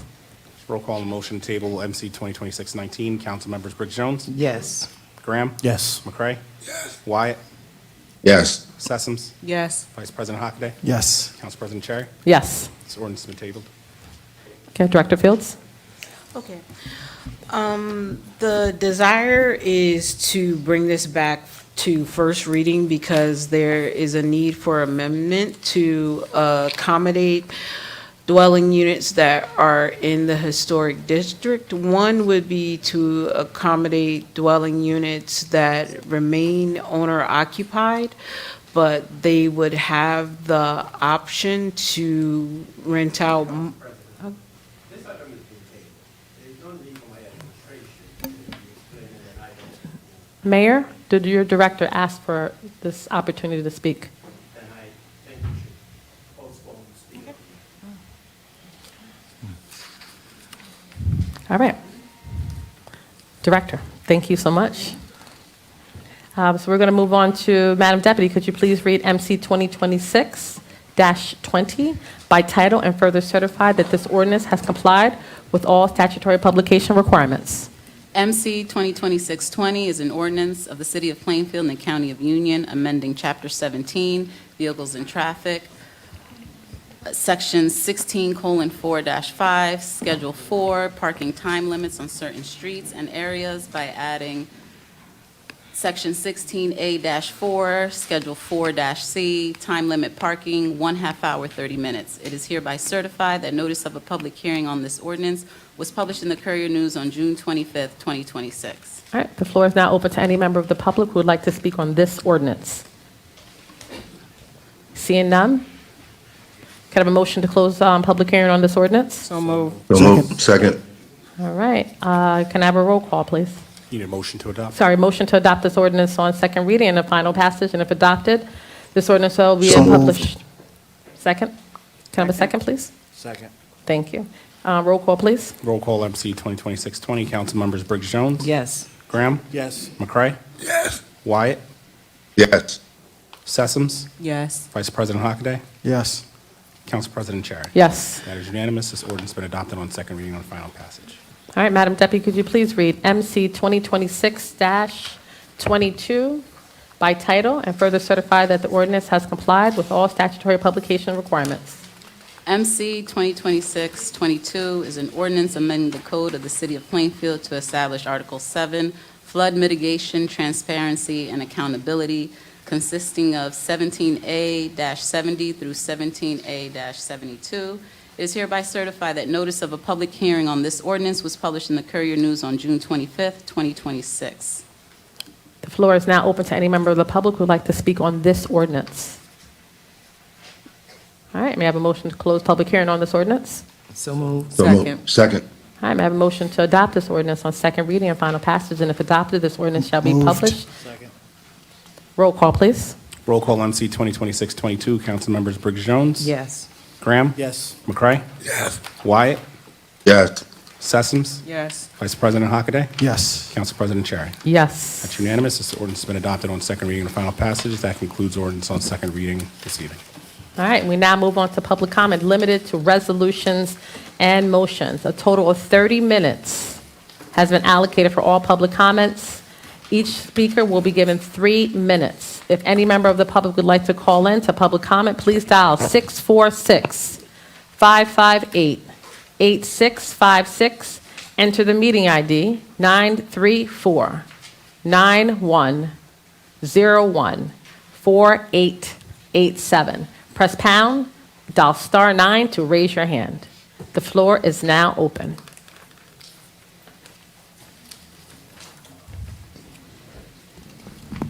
This is limited to resolutions tonight.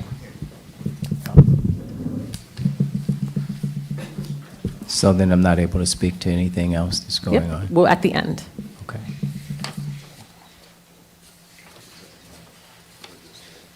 This is only limited to resolutions on the agenda tonight.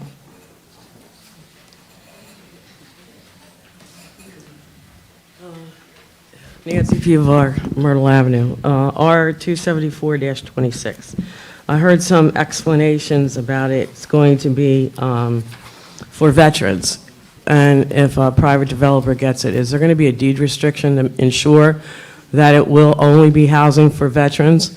Because unless it's in writing, you know, we've heard stories before, but we have had a lot of promises, and just making sure that the veterans are going to be taken care of. Also, it said that the economic development officer said there are going to be 15 apartments. Is there going to be any demolition on that property at all, or is it just going to be additions made to it? And on 27726, about the naming rights, I know that we're going to get money for naming rights for a street, but does the city have any veto power in case we do not like the name that a private entity decides? That's my question. Are we going to have the veto power? Because anything could go. Thank you, Nancy. Name and resolution you're talking about? Good evening, Damian Fry, and the resolution is Resolution 286. And I wanted to just reiterate a few things that we had not had a chance to speak about earlier. One is the value added to the community by permitting this to be able to move forward. First, our current facility, which is located here on Watchung Avenue for our 5th through 8th grade students, doesn't have a workable gym. And we really need a space for our middle schoolers to be able to run around and fulfill the mission, which is to ensure that students have the capacity to use their entire being when learning. The second thing that I really want to bring to the forefront in this is that not only is the size of the facility an issue, the students don't have space, we don't have lockers or any way in which they're able to keep their belongings. So it's really important when thinking about and the plans that we have that we really are mission driven, and our mission is really to teach to the whole child. The plans that we have speak to and would create spaces for students to have a full-size gym, a dedicated art room, a dedicated music room, a space for a dance studio, a kitchen in which the students would be able to learn how to cook, and a library, which I know is something that we really want to make sure students are reading, and science laboratories, so students and on each floor that we would have there, so that students would really be activated and learn more and in the STEM fields and really be inspired. Secondly, I wanted to just make sure we were clear in regards to the transition is this. This is not an expansion. We are moving the students from one facility to another, vacating the space in which we currently occupy on Watchung Avenue in order to move the students into updated facility. So we were approved for 675 students. We would not be exceeding that. The goal would be to take the 300 students we have and move them to the other facility. Last, I just wanted to reiterate the fact that we did have an opportunity, as I iterated earlier, that we did have an opportunity. I personally had walked around the community, spoken with residents. We did have a meeting. I also wanted to illuminate the partnerships that we currently have. We have Evangelical Tabernacle, who uses the parking spaces at our site currently, and we would continue that partnership as well as a partnership with the mayor's office to allow the lifeguards who are serving at Rushmore to use the parking spaces during the day. Again, a partnership that we would continue moving forward. So I just wanted to say that we really are excited about becoming a member of the Fourth Ward community in a much more prevalent way, and we look forward to that opportunity. Thank you. Thank you. Good evening. Good evening. Name and resolution or motion? My name is Olayinka Lowe. I'm a resident of Plainfield for the past 25 years, and I'm also a parent at Crest Haven Academy.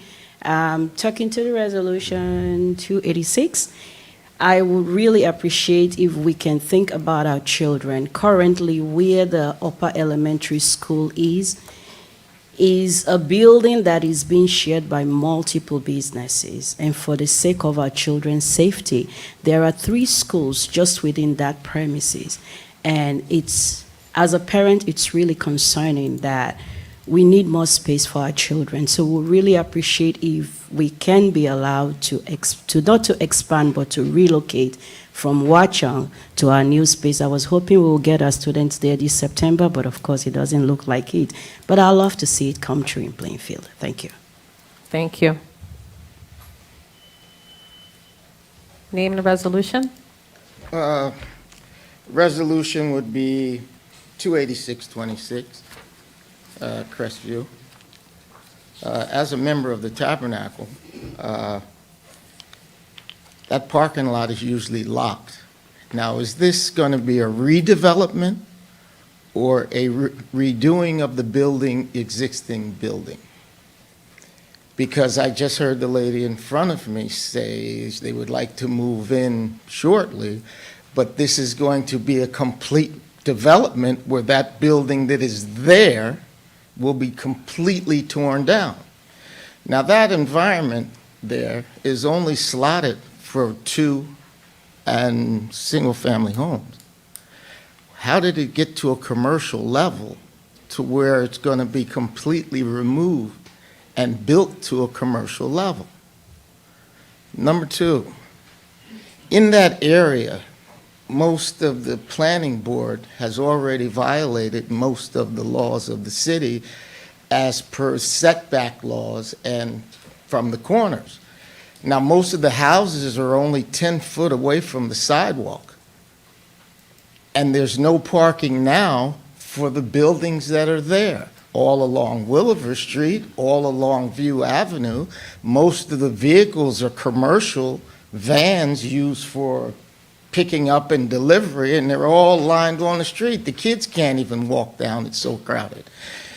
Now, I'd like to know if the planning board, the existing building that's there now, went through a circumference of diameter, because the blueprints that I see them presenting to tear down that building and redo, it's impossible for it to pass the circumference of diameter rule because it's going to occupy the complete lot.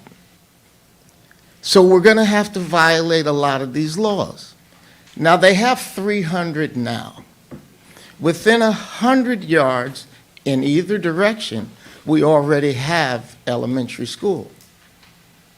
Now, if they take 300 kids, which are now, I don't know what you would call this, charter school, that's removing $18,000 per student from our public school system into this. And they're not only moving from 300, they want to make it 600, which is commercial. And we're looking at $100 and some odd million taken from our public school system. Can't sit by and watch this happen. Our kids don't even have crucibles and Bunsen burners. And you're going to take it all away from them when we have in 100 yards in each direction schools? And you're sitting looking at parking? Thank you so much. We'll speak more about this later on. Thank you so much, sir. Good evening. This is about the ordinance. Name and ordinance? Yeah, the name is Salvatore La Rosa, and the ordinance is the one about the short-term rentals. So it's 2026. It's not on the agenda, so we did a motion to table that. Yeah. So if you'd like, you could talk about that during the open comment at the end. Okay. I thought Okay. this was the open comment. No, at the end. Thank you very much. Sorry. for You're this? Okay. Name and ordinance, please. Good evening. Juan A. Chambliss. So I'm going to start with the ordinances. MC 202623. Thank you for that. I'm going to put a pin in that and come back. MC 202624. Thank you for that. MC 20625, and yes, thank you for that. I think we still have signs up, especially for the mayor who ran for Congress around city. Those signs need to come down because after a while they become trash. Okay, so MC 2026 is important because I would like to see R 28626 tabled. And I'd like to see it tabled because of the time that it made it to this agenda as compared to the time when other resolutions made it to the agenda. People had time to send you guys emails, people had time to make phone calls, people had time to complain about it, and voila, it was pulled. But in terms of transparency and people having the ability to talk about what happened, R 28626, I think people should have enough time to be able to read and go over and ask questions about all ordinances at the same time. Not some people get from the Thursday that they are sent out, Thursday, Friday, Saturday, Sunday, or maybe third, and then other people might get one day because it was added to the agenda later. I happened to go to that meeting that was held with a one council person, and I believe one other community member that I saw, and that was a gentleman that was here before me, spoke. And one of the questions and concerns that I have is I think the traffic study should be done first. If you've been over there, that's a really, really, really tight area. Where they want to do the drop-off and pick-off, you can really only get, if cars are parked on both sides, you can only get one car down that road coming in either direction. It's not a place where two cars could pass at the same time. So if we got all these parents dropping off, people cannot come down that street, right? I looked around at the amount of cars that are even parked on Third, and even when Rushmore Pool is closed, right? Because we could say, oh, that's the traffic for Rushmore Pool. But even when Rushmore Pool is closed, those parking spaces do not release. Those cars are there all the time. So I'm not sure how that's going to work, but I do think there needs to be a traffic study before this goes forward, which is another reason why it should be pulled. And the people who were there in support, as he was saying, these are partnerships of people who just want to park. That's it. And why do you think they're so desperate to have a partnership where they want to park? Because those cars don't move off that street. There's nowhere for them to park on the street normal, so they have to beg them to get this parking. So I would like to see that pulled for these two reasons. But ladies, thank you for those ordinances that you put forward. Thank you. Thank you. Good evening, everyone. Cynthia Smith. I'm here on behalf of the PMEA. Resolution 25626. Thank you. So with the submission of the budget tonight, I hope that the council will take a deep dive into the budget and look at the spending, hiring, and promotion practices. 30 employees will be impacted by these cuts. The rising cost of health insurance is one thing that they said was partly to blame. But how much of that increase over the years was attributed to the amount of employees that we took on from the PMUA? So is that included in that number of 21? All right. Yeah. This is not So- a back and forth. Okay. BA? So anyway, that's to be looked at as well. The other thing is that at home, you prepare for increases, right? You stop overspending, you cut out unnecessary expenses, you, let me see, you know these things are going up every year. So it seems as if the employees have not been fair in trying to negotiate about the health insurance. But keep in mind that the employees pay a portion of that health insurance too. So it's not the carte blanche plans that you see in Washington as they're trying to say like they're rich. They're not as rich as they used to be. Because I was here when we didn't pay anything for health insurance. And it was the state plan. And that was the carte blanche plan. So of those 30 employees that's being impacted, they're all coming from mainly my union, with 2 coming from DPW. I'm saying this problem is across the city, and it's going to continue for years to come. So why aren't we looking at managers? Why aren't we looking at department heads? Why only the workers? I sat in a meeting the other day when one office was decimated by the amount of cuts. They went from having a number of 8 employees to 3. I don't even know how they can get the work done. So when you're looking at this budget, I'm just asking you to be fair, look at it, look at what existed last year and what's there now, this year, so you can see the differences in increases in pay that some employees get to have. Also, speaking of increases, the increases that the council received in January, that's this budget year. And for everybody to sit here and say they weren't aware and they didn't know, because the finance committee was aware. They were made aware. So whoever it was on the finance committee, look at yourselves, because when you took and approved those increases for yourself, $15,000, we have employees now that just had to get a $15,000 decrease in their salary. Think about that. Have a good day. Thank you.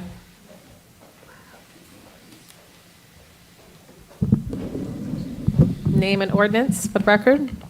Matthew Weiss, Price Me, Shulman, and Darminio on behalf of Save the Queen City. This is about 274-26.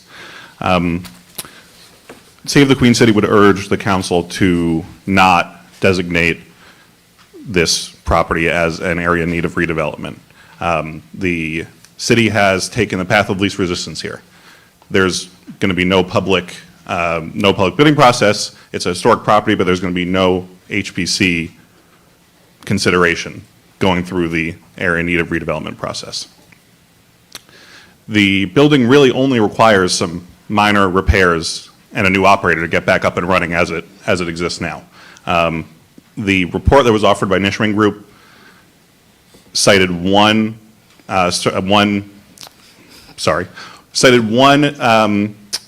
criteria for the area in need of redevelopment in making its determination, but in doing so offered a net opinion. They said the flood hazard area is an issue, and they said the lot coverage is an issue, but they did not do an analysis of either problem.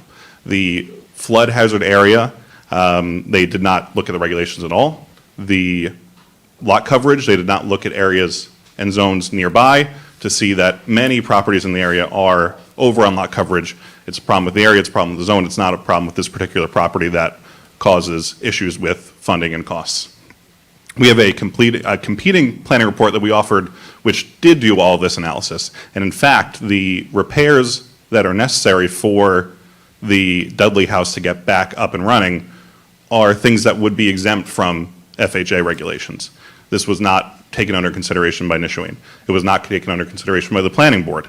In their resolution, they did not mention the fact that our planning report discussed this, despite this was a huge issue at the hearing. Basically, they elided the issues that the opposition report highlighted because they had pre-decided the area in need of redevelopment situation. But because of that, the council does not actually have a full record in front of them.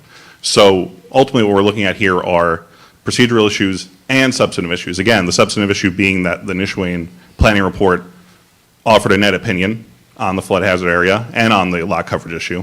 And the procedural issues being that the planning board did not provide a fulsome resolution for the council to consider. Therefore, again, we would ask the council to deny this and not designate it as an area in need of redevelopment. Thank you. Thank you. Council members, I'm going to ask at this time that they not respond to council's recitation of the facts. Obviously, we have a very different opinion, but I could, based on the comments of council, I could see that litigation is potential here, and I ask you not to respond. Thank you.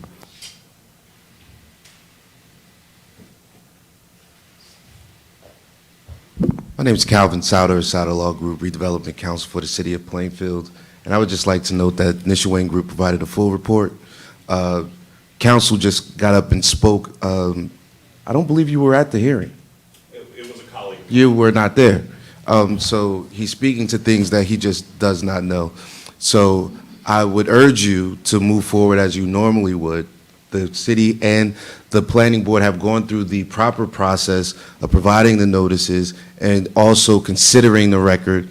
They had a full opportunity to provide their analysis of the record, and the planning board denied their recitation of the facts.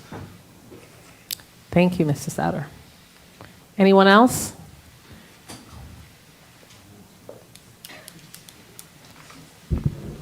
Name and resolution for the record, please. Joshua Muhammad, and Resolution 255-26. I want to thank you, Mr. Mayor, Honorable Mayor, for your consideration, Madam President, and the council in general, for honoring Brother Minister Abdul Kareem Muhammad. He meant so much to so many people in this city. I've known him for over almost 40 years. He helped me become the man that I am today. I credit him for stepping in when I didn't have a father figure. But not only for me, I represent a group of individuals who he's impacted their lives as well, with mentorship, just being a brother, teaching us how to be responsible in our community and to our community. We've done Stop the Killing rallies, gun buyback programs. We've fed people who needed to be fed throughout the years. We provided security in the projects over the years. And this was all inspired by his spirit to give back into the community in which he grew up himself. But he didn't leave his community. He felt obligated to be an example and stay and help the youth. And I think by honoring him with the street naming in that area, where he had in the 70s Youth for Action movement, he had organizations called SOC and the FOI from the Nation of Islam. He's done so much in that area, and I think it's befitting to honor him in that area, as it can serve as inspiration to young people to do the same work that he has inspired throughout his years. So I just wanted to say thank you for the consideration. It means a lot to so many people, and you will see that it will inspire people to give back to the community as he did. Thank you. Thank you, Madam President. Thank you.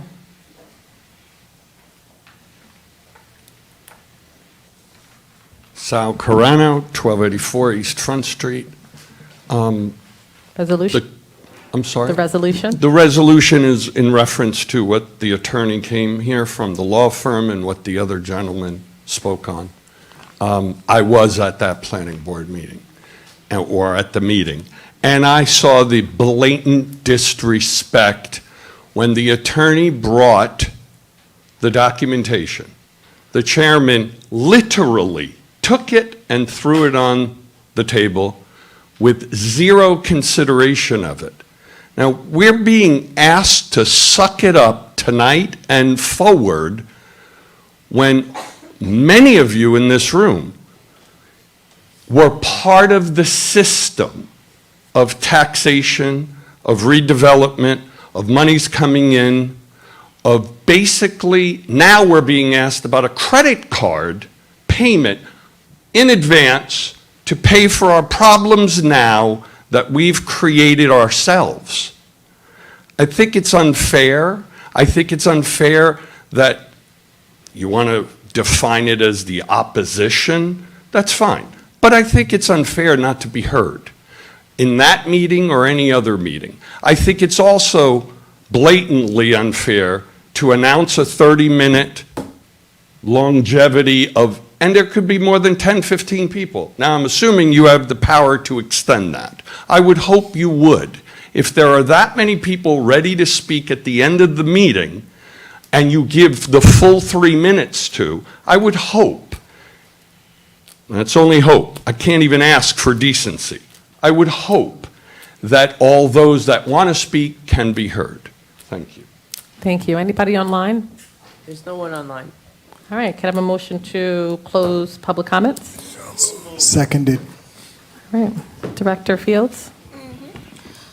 All right, so, in Corporation Council, there were some questions about, Resolution 274 that weren't related to the council. I can answer, right? Yes, thank you. Okay. Excuse me, can you hear me now? All right. All right, so the first comment about the redevelopment agreement and wanting to know about the deed restriction. So a redevelopment agreement by nature identifies what the property can be used for in the project description. It also identifies whether it's going to be affordable, special need housing, or market rate housing. In this case, the redevelopment agreement has not been presented, but should it go on, it would have that language in there. And again, I want to clarify that we are designating the area of need. The redevelopment agreement has not been presented to you yet as the developer. We have also not presented the bulk standards. There was a question about the addition or to the building itself or demolition. That concept has not been presented yet, so we're not able to explain it until, or if that it gets to that state. In general, comment about the process with redevelopment in general, and when we have comments that are from our commissions, our board, as well as our departments. Every project that goes through redevelopment or goes through something to the planning board for site plan review, in the case of redevelopment, the Historic Preservation Committee is a part of that technical review and can offer extensive comment. The next one is looking at R77-26. The question about the naming rights, it's actually included in the proposal, the name that's included. And what they're paying for is looking for the identification of the name, the developer himself, and that was what the cost was for. For resolution R286,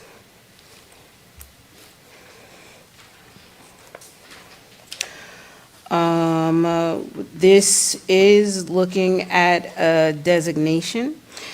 It has not been presented to planning board yet, and when it's presented to planning board, it would look at the circulation plan, this technical analysis, as well as a full technical review. Typically happens in planning board. Planning board has that authorization level to examine on the traffic studies. And to answer the question about the zoning and that the character of this building doesn't qualify in terms of the zoning, once we move forward with a redevelopment plan, the redevelopment plan identifies a new set of bulk standards, including the use types as well as the regulations of the heights, the sizes, and so on, as well as the density and the setbacks. This supersedes the traditional zoning that we have in Chapter 17. Then, in terms of the process, I have it down here, the building and whether it's going to be tore down or added to right now, that concept plan goes to planning board looking at R26. Did I miss anyone? I think there was a statement about a traffic study should be done first. The traffic study, that goes back to the process, that's a power of the technical examination, and that authority lies with planning board. Got it. And then the last thing is, I think there was a statement about the budget, that the city council will take a deeper dive. I rest assure you that the city council will be taking a deeper dive. The CBAC will be meeting. There will be no different process as it was from last year, and we'll be looking at everything. So please rest assured that we will do our jobs. All right, Mr. Clerk, would you please announce the consent agenda? Consent agenda items are identified as resolutions 252-26 through 255-26, 257 through 273, 275, 276, 278, 281 through 284, and 287. On the non-consent agenda, we have 256, 274, 277, 279, 280, 285, and 286. All right, may I have a motion to approve the consent agenda? So moved. Second. Clerk, can I please have a roll call? Roll call on the consent agenda items. Council members Briggs Jones. Yes. Graham. Yes. McCray. Yes. Wyatt. Councilman Wyatt. Yes. Sessoms. Yes. Vice President Hockaday. Yes. Council President Cherry. Yes. Consent agenda items have been approved. We move on to Resolution 256-26, which is the introduction of the budget. Need a motion and second. Seconded. Clerk, can I please have a roll call? Roll call Resolution 256-26. Council members Briggs Jones. Yes. Graham. Yes. McCray. Yes. Wyatt. No. Sessoms. Yes. Vice President Hockaday. Yes. Council President Cherry. Yes. 6 in favor, 1 opposed. The budget has been introduced. Move on to Resolution 274-26. Can I have a roll call, please? Need a motion and a second. Can I have a motion, please? Seconded.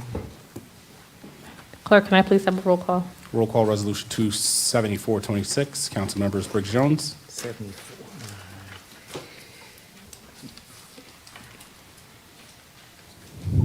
No. Graham? No. McCray? Yes. Wyatt? No. Sessoms? Yes. Vice President Hockaday? Yes. Council President Cherry? Yes. 4 in favor, 3 opposed, resolution passes. We move on to resolution 27726. Have a motion, please? Seconded. Can I have a roll call, please? Roll call resolution 27726, council members Briggs Jones. No. Graham? Yes. McCray? Yes. Wyatt? No. Sessoms? Yes. Vice President Hockaday? Yes. Council President Cherry? Yes. 5 in favor, 2 opposed, resolution's been adopted. We move on to resolution 27926. Motion, please? So moved. Second. Roll call. Roll call resolution 27926, council members Briggs Jones. No. Graham? Yes. McCray? Yes. Wyatt? No. Sessoms? Yes. Vice President Hockaday? Yes. Council President Cherry? Yes. 5 in favor, 2 opposed, resolution's been adopted. We move on to resolution 28026. Motion, please? So moved. Roll call, please? Roll call resolution 28026, council members Briggs Jones. No. Graham? Yes. McCray? Yes. Wyatt? No. Sessoms? No. Vice President Hockaday? Yes. Council President Cherry? Yes. 4 in favor, 3 opposed, resolution's been adopted. We move on to resolution 28526. Motion, please? Seconded. Roll call, please? Roll call resolution 28526, council members Briggs Jones. No. Graham? Yes. McCray? Yes. Wyatt? No. Sessoms? Yes. Vice President Hockaday? Yes. Council President Cherry? Yes. 5 in favor, 2 opposed, 28526 has been adopted. And the final resolution is resolution 28626. Motion? So moved. Seconded. Roll call, please? Council members Briggs Jones. No. Graham? Yes. McCray? Yes. Wyatt? No. Sessoms? Yes. Hockaday? Yes. And Council President Cherry? Yes. 5 in favor, 2 opposed, resolution's been adopted. That concludes resolutions this evening. All right. We now move on to ordinances on first reading. Madam Deputy, could you please read Bond 1290 by title? Bond 1290, bond ordinance providing for various 2026 capital acquisitions and improvements by and for the city of Plainfield in the county of Union, state of New Jersey, appropriating therefore and authorizing the issuance of bonds or notes of the city to finance part of the cost thereof. I'll now entertain a motion to adopt this ordinance on first reading. So moved. Second. Clerk, can I please have a roll call? Resolution, roll call on resolution on a bond ordinance 1290. Council members Briggs Jones. Yes. Graham. Yes. McCray. Yes. Wyatt. Yes. Sessoms. Yes. Vice President Hockaday. Yes. Council President Cherry. Yes. That is unanimous. This bond ordinance has been adopted on first reading. Madam Deputy, could you please read Bond 1291 by title? Bond 1291, bond ordinance providing for various 2026 capital acquisitions and improvements for the solid waste utility of the city of Plainfield in the county of Union, state of New Jersey, appropriating $1,250,000 therefore, and authorizing the issuance of $1,190,000 bonds or notes of the city to finance part of the cost thereof. All right, I'll now entertain a motion to adopt this ordinance on first reading. So moved. Second. All right, clerk, can I please have a roll call? Roll call bond ordinance 1291. Council members Briggs Jones. Yes. Graham. Yes. McCray. Yes. Wyatt. Yes. Sessoms. Yes. Vice President Hockaday. Yes. Council President Cherry. Yes. Unanimous. This bond ordinance has been adopted on first reading. All right, Madam Deputy, could you please read Bond 1292 by title? Bond 1292, bond ordinance providing for sewer line improvements for the sewer utility of the City of Plainfield in the County of Union, State of New Jersey, appropriating $500,000, therefore, and authorizing the issuance of $476,000 bonds or notes of the city to finance part of the cost thereof. I'll now entertain a motion to adopt this ordinance on first reading. So moved. Second.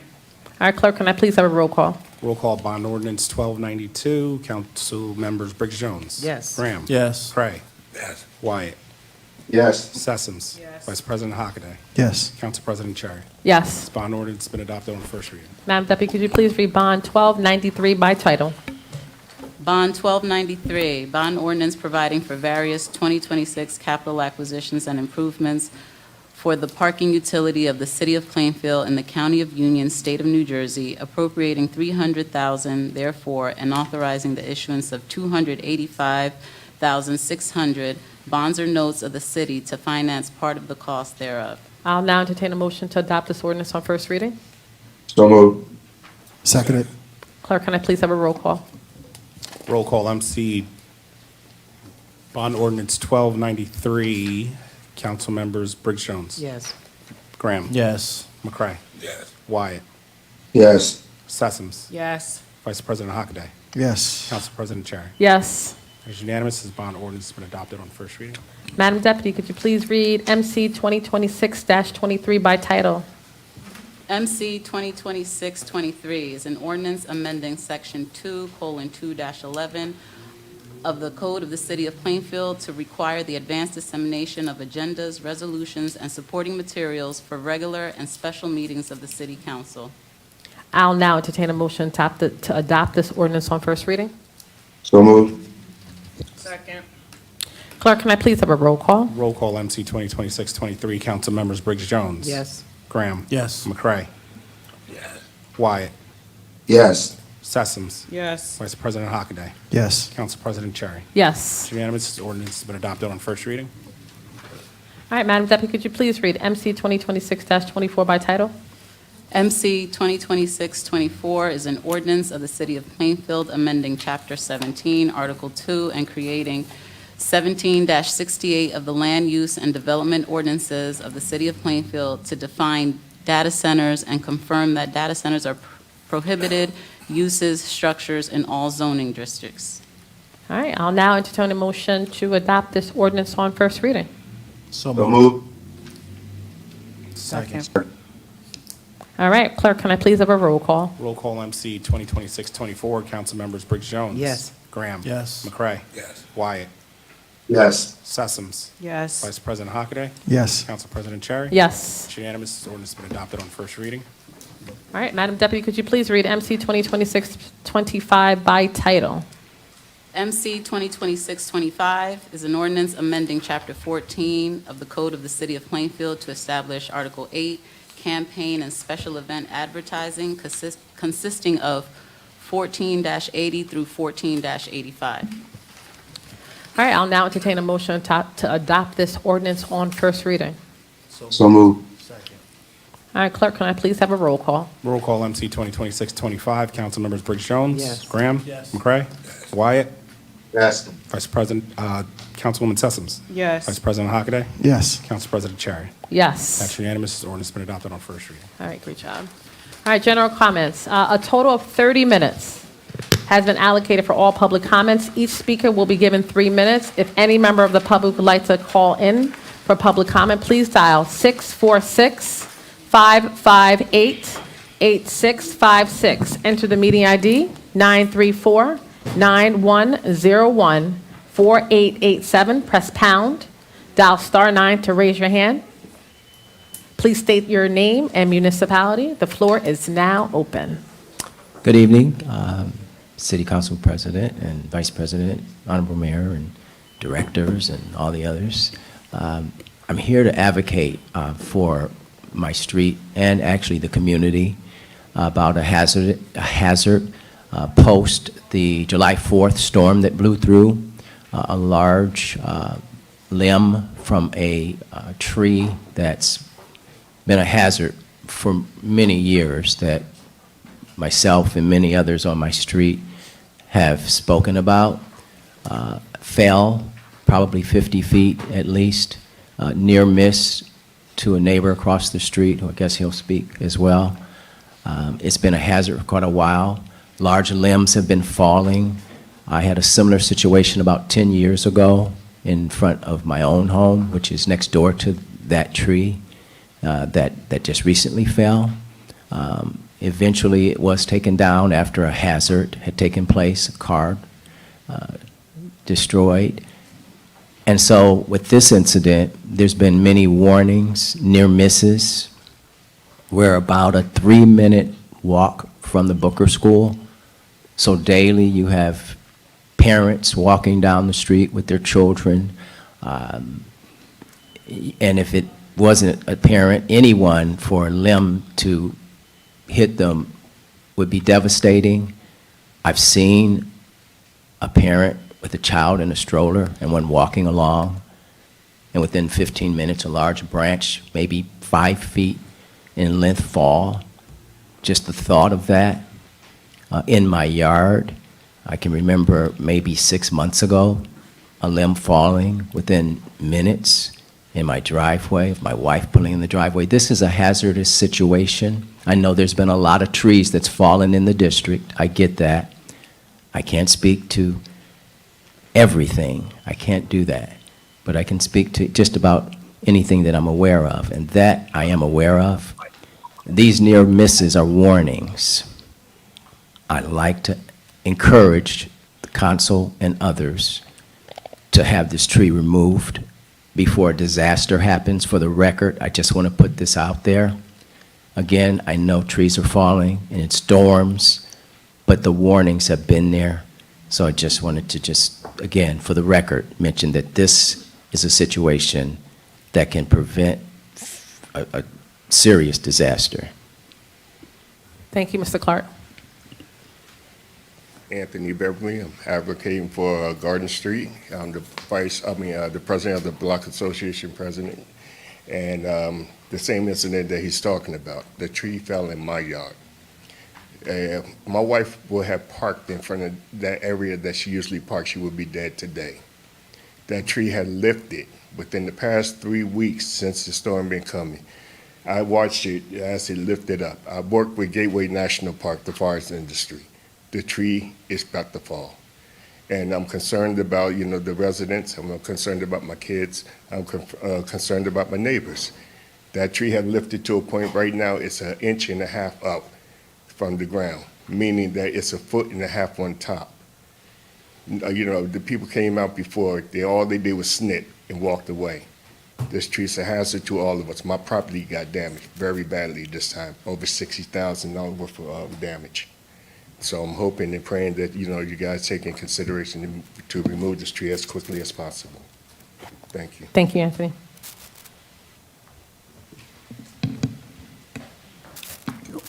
Good evening, everyone. I'm Salvatore La Rosa, a resident at 1405 Watchung Avenue.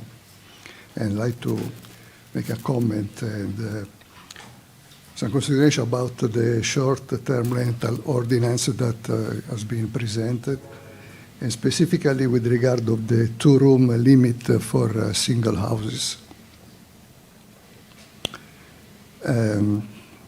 Together with my wife, we have been Plainfield resident since 2007.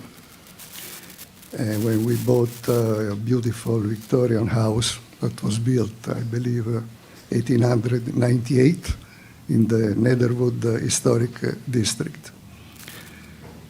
Because of it's a large house, so because of its size, its characteristic and character, a property represents a quite unique offering in our area that can be made available to groups of people traveling together for a celebration or special occasions such as wedding, graduation, reunions, memorials, we had funerals. The ability to offer several bedrooms within one reservation is precisely what makes our property attractive to these groups. The two-room cap would eliminate such uniqueness and prevent us from continuing to operate our short-term rental as intended. We have received overwhelming positive reviews from our guests, many of whom have commented not only on the home itself, but also on their enjoyment and opportunity to discover the city's local business and attractions. I sent you all an email last week, which I hope you had the time to read, which included a selection of our guests' numerous reviews. We had about 80, which prove our guest appreciation. I also have printed copy with me if you didn't have the time to download from your computer or read. So I'd be happy to hand the hard copy to you if you wish. So in conclusion, I'm respectfully asking the Council to waive the two-room cap limit in consideration of the unique nature of historic properties and the positive contribution that has made, hopefully may continue to make, to the city visibility, tourism, and local economy. Thank you all for your attention, and especially for your service to the community. Thank you, Salvatore.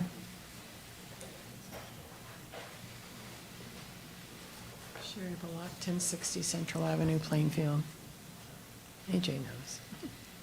So first of all, I'd like to still make a comment about downtown Plainfield, about the windows. Some people are made to clean their windows and follow the rules of not having more than a third of their windows visible, and others are using them like a storage box full of crap. And you've recently made stores take down their guards, their shields, their roll down guard gates, but you haven't made the other stores improve their windows. Also downtown by the old Lily Green Leaves and the Y, in that little court area where we have beautiful bricks and we used to have little monument stones with people's names on it who donated the trees. The bricks are coming up. It's very hazardous down there. I've got pictures. Half the bricks are missing. I mean, there must be 500 bricks missing down there. There's like potholes and stuff. It's very dangerous, and I don't know why the city has let it get to that point. If it was in front of my house and the sidewalk looked like that, they'd be running right there to give me a fine. But the city hasn't seemed to maintain itself. If you expect stores to attract these new tenants from these new apartments you're putting in, you have to clean up downtown and make it attractive for them to come downtown to shop. And you don't have that. You don't have enough parking, and it looks like crap. I used to be part of beautification. We used to have planters all over the place that looked nice, and it's not being done. Also, I've been complaining for a long, long time about people burying their garbage and burying garbage in a swimming pool, that the situation still hasn't been addressed, and I'm quite upset about that. And I've spoken to inspections about that, and nothing seems to be done. They seem to attack me for reporting it, but the situation hasn't been handled, and I'm still disturbed by that. Also, there's a problem with some of these apartment buildings that you're going up. You're taking away the sunlight from other houses and units, and there's also a lack of enough parking. For some reason, people think there's only going to be 2 people living in a 1-bedroom, and people don't need 2 cars, and everybody's going to take the train to New York, and that's not the case. And they've given away too much tax benefit, not benefiting the school district, because all the apartments that contractors and developers say we're going to be singles living there all have kids in them. Some of them have 3 and 4 kids for a 1-bedroom and a 2-bedroom. There's a lot of overcrowding in some of those because that's all they could afford. Also, I wanted to know, did they call a state of emergency to get funding to help put the trees up? That's what makes Plainfield beautiful, is driving down tree-lined streets. It purifies our air, it, adds shade, on hot days. But they do have to be maintained, and sometimes you have storms and tornadoes that we haven't really had a lot, and it's taken the trees down. And it's very, very expensive for most people to take away. And I know they got it before, so I'm hoping they can get a state of emergency again so we can get the funding from the state to help clean up the trees. Real quick, thank you. Where did you say the bricks that were lifting, where are they located? By the old YWCA and Lily Green Leaves on Front, and what's the name of this? Hugo's. Church Street. By Hugo's. Church Street. Thank you. Mm-hmm. Nancy Pivar, Myrtle Avenue. I wasn't intending to get up and speak on this again, but I'm really concerned about the renaming of a street for someone paying to have it renamed, because I always thought that it requires an ordinance and a public hearing, according to our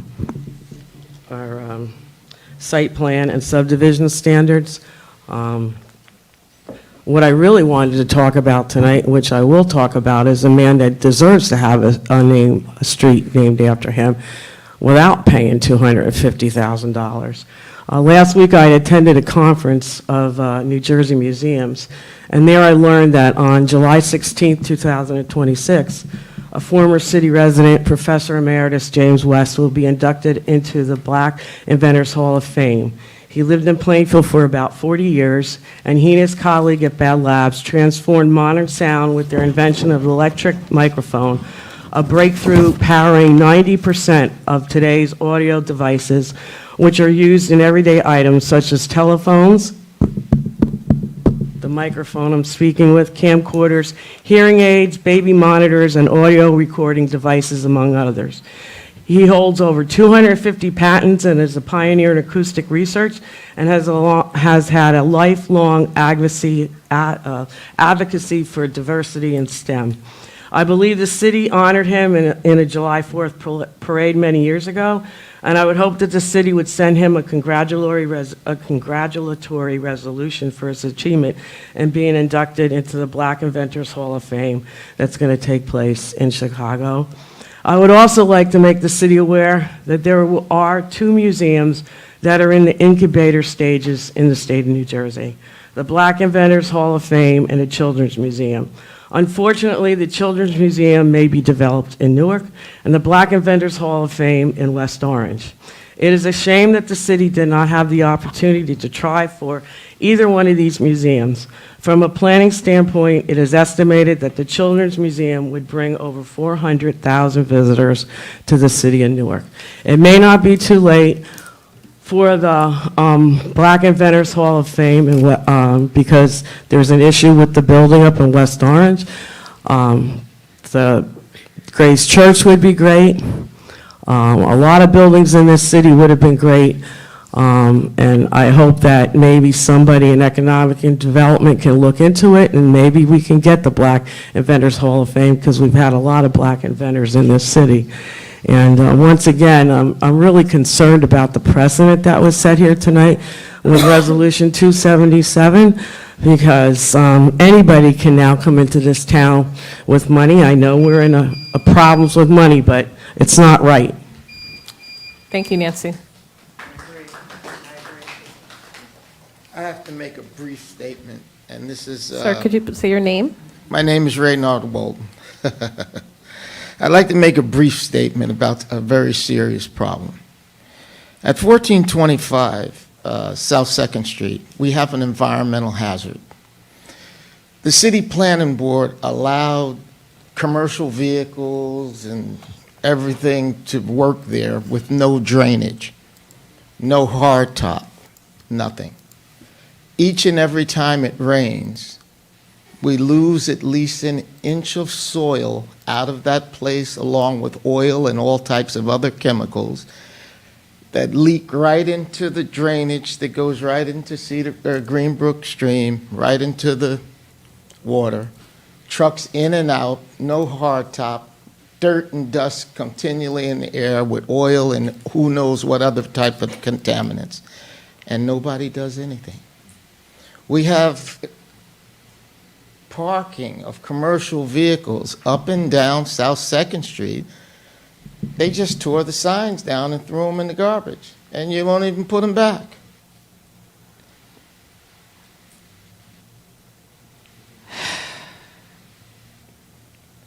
When are we going to follow the laws and regulations? When are we going to follow the laws and regulations and stop saying that it's just the West End and turn your backs? Every time it rains, our drainage is jammed with dirt. It's no way that it can drain anymore. The church and the electrical building at the lower part of my property flood every year, causing them damage because the drainage there does not work and there's no drainage in their building, no hardtop, and chemicals and everything are rushing right down. And if you want to see the effect, go over to Greenbrook Park, where the drainage goes, and just sit there and look at the stream. There's no more minnows. There's no more suckerfish. There's no more frogs. There's no more anything. And everybody turns their backs because it's the West End.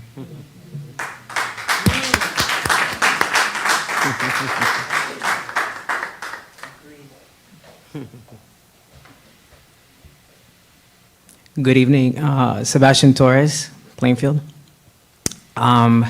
So I was very interested in the presentation that I saw in the beginning regarding the deficit. I wanted to learn more about the deficit because I've been hearing about it, but it seemed to be kind of a hush-hush thing going on. So it was nice to see a presentation. I appreciate that. One of the things that bothered me, and I kind of want to tackle this from a English scholar perspective. I know we have an English scholar on the council. So the word structural, right? When we say structural, I heard this over and over, and I felt that it was being used incorrectly, okay? When we talk about structural things, structures are built by individual decisions of people, right? I'm a history teacher, so I talk about like structural racism. There's people who are racist who are in power and create the structures. So we can't talk about structural as some kind of abstract topic, right? Like, oh, there's this structural deficit, and it's like this thing that, well, who built the structure, right? We're here to understand what that structure is and correct it, not just talk about it in abstract and use it as some kind of cop-out to say, well, there's a deficit and it's structural, and that's that. There was a structure built to create that deficit, whether that's at a city level, at a state level, at a federal level, those structures were built. Okay, so we have to understand that. I know Jersey City was brought up. I think Dr. Sessoms brought up Jersey City, like as a talking about a little bit other cities with these issues. And they recently got a new mayor. And the new mayor determined that there had to be an audit on the pilots that the city has. And he created this audit because he said that there's money that's not being accounted for, that the developers are just simply not paying. So he acknowledged that there was a structure, and he said, well, that structure was created by a previous administration, so let's correct it. I did not hear anything about correcting structures tonight. I just heard more of the same. Pilots, community benefits, you know, so where is the correction of the structure? If there's a structure that's incorrect, let's correct it, right? That would make the most sense. Going along with that, I also heard the word, talking about diction, right? Structures, diction. I heard the word rich. We cannot create these narratives that the guilty party here are working class people who are just swimming in the money with these great healthcare plans, and they're going and, I don't know, getting BBLs with their healthcare plans or something like that because they have these rich healthcare plans. That is just simply disingenuous, and it's passing on the responsibility to working class people who do not deserve that narrative to be created. And it's demonizing the workers of the city, and that's wrong, okay? Additionally, now, this was brought up previously, and I wanted to kind of just, I'll throw this question out there, no one has to answer it, but at what point did the city, because this is structural, so everyone knew about this, apparently, because, you know, hindsight's 2020, but at what point did everyone here think that it was smart to give themselves a raise, knowing that these structural things existed? I mean, that's kind of like, whew. All right, anyway, thanks. Thank you. Maureen, There are 3 people online. you could go to the first one. Okay. So the caller ending in 0690, if you would unmute yourself and turn down your TV if you're watching, and then the floor is yours. *6 to unmute. I don't know. Hi, Ayana Gilmore. Today I'll be commenting on the budget deficit. So I appreciate what Councilwoman Sessoms had stated about the importance of Plainfield being compared to similar municipalities when it comes to the deficit. I would think that we can't accurately compare our deficit causes to large cities like Jersey City and like Newark, which have different budgets and different financial burdens. So while it may be true that the healthcare cost is contributing to the deficit in Plainfield, it would be helpful to know the relative percent increase, for example, so that we can understand if healthcare costs are actually driving the budget deficit. So there may be a multitude of factors that are driving this deficit, I personally would like to see how revenue loss from pilots might have contributed to the deficit. So I would encourage the BA and the city council members to be very transparent about multiple drivers of this deficit. Also, Mayor Mapp had mentioned leveraging on revenues like pilot revenue and cannabis revenue. But we should really have hard data that's informing that these are legitimate revenue streams for Plainfield before we make baseless statements co-signing these business ventures.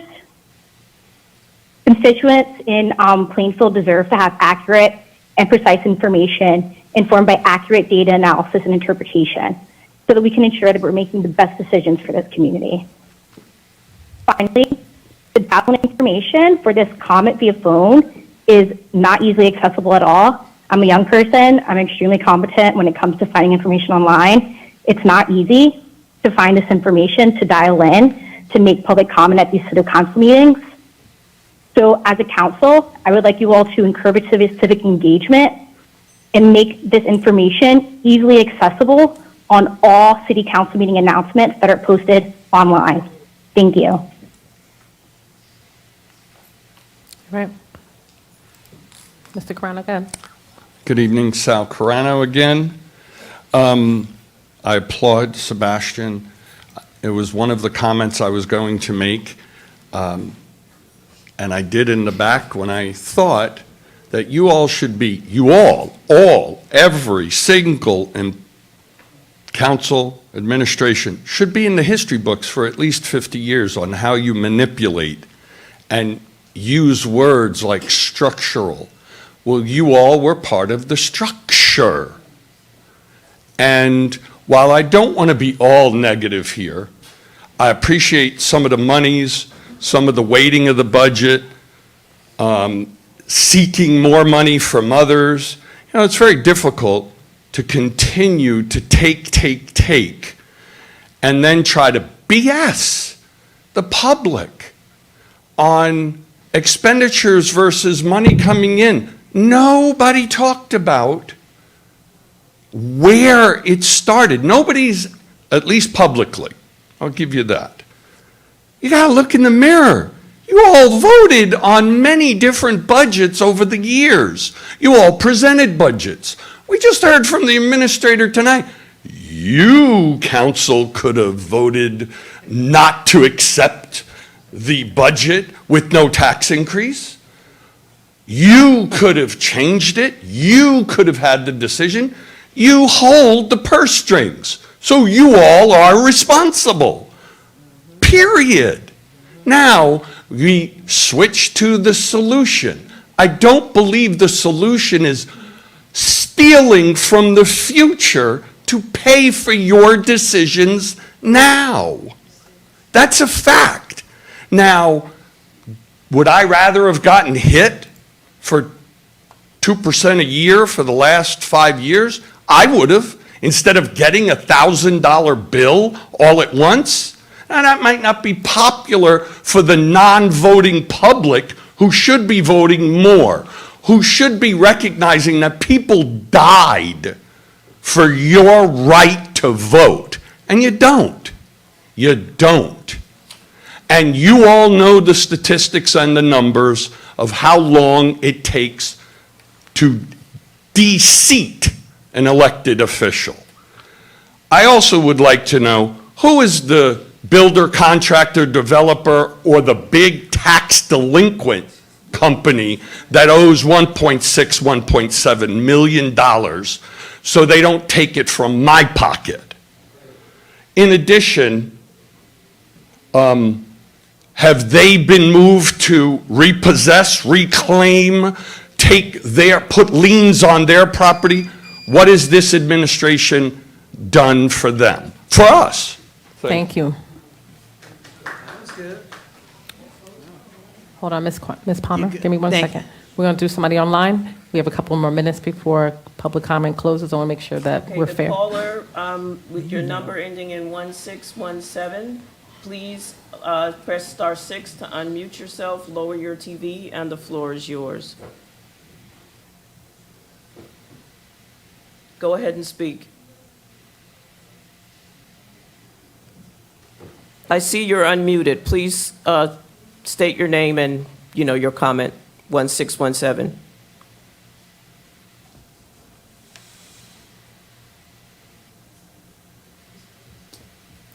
Maybe go All to right. the next one. They're Ms. Palmer? unmuted, but I don't know. Okay, go ahead. Want to come?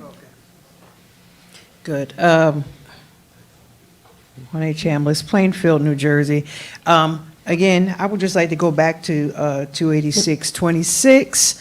I will say once again for the public that I do not think that council president or vice president should be voting on anything dealing with Cresthaven Academy, since both of them have a personal interest in this charter school, one being on the board of the charter school, the other actually having a child attending.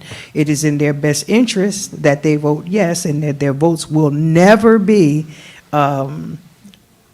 non-biased, because they have an interest in this charter school, and therefore they should not be voting on it. They say that they should and they can, but I think ethically they should not, because they have a personal interest in these schools. The other thing I want to say is that I listened to the presentation in terms of the condition of the building, but guess what?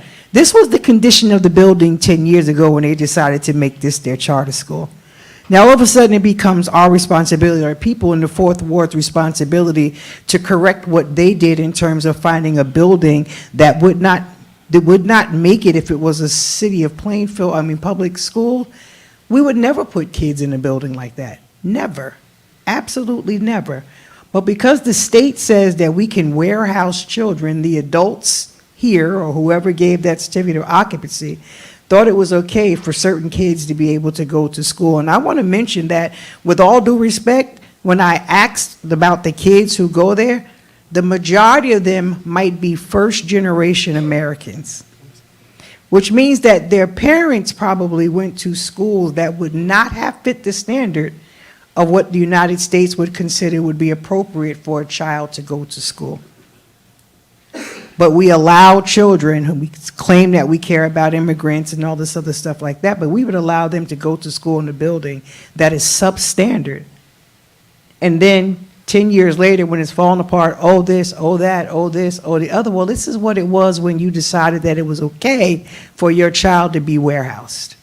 So don't make it the responsibility of the Fourth Ward now to correct the mistake that nobody in this room, if you were part of that process, thought was okay, and you as a parent thought it was okay to send your child to a warehouse to be educated. You didn't have a gym when you moved in. You didn't have a playground area when you moved in. You didn't have classrooms that had windows that they should have had when you moved in. None of this was a problem. Why is it a problem now? And why does it become the Fourth Ward's responsibility to correct it? Thank you. Thank you.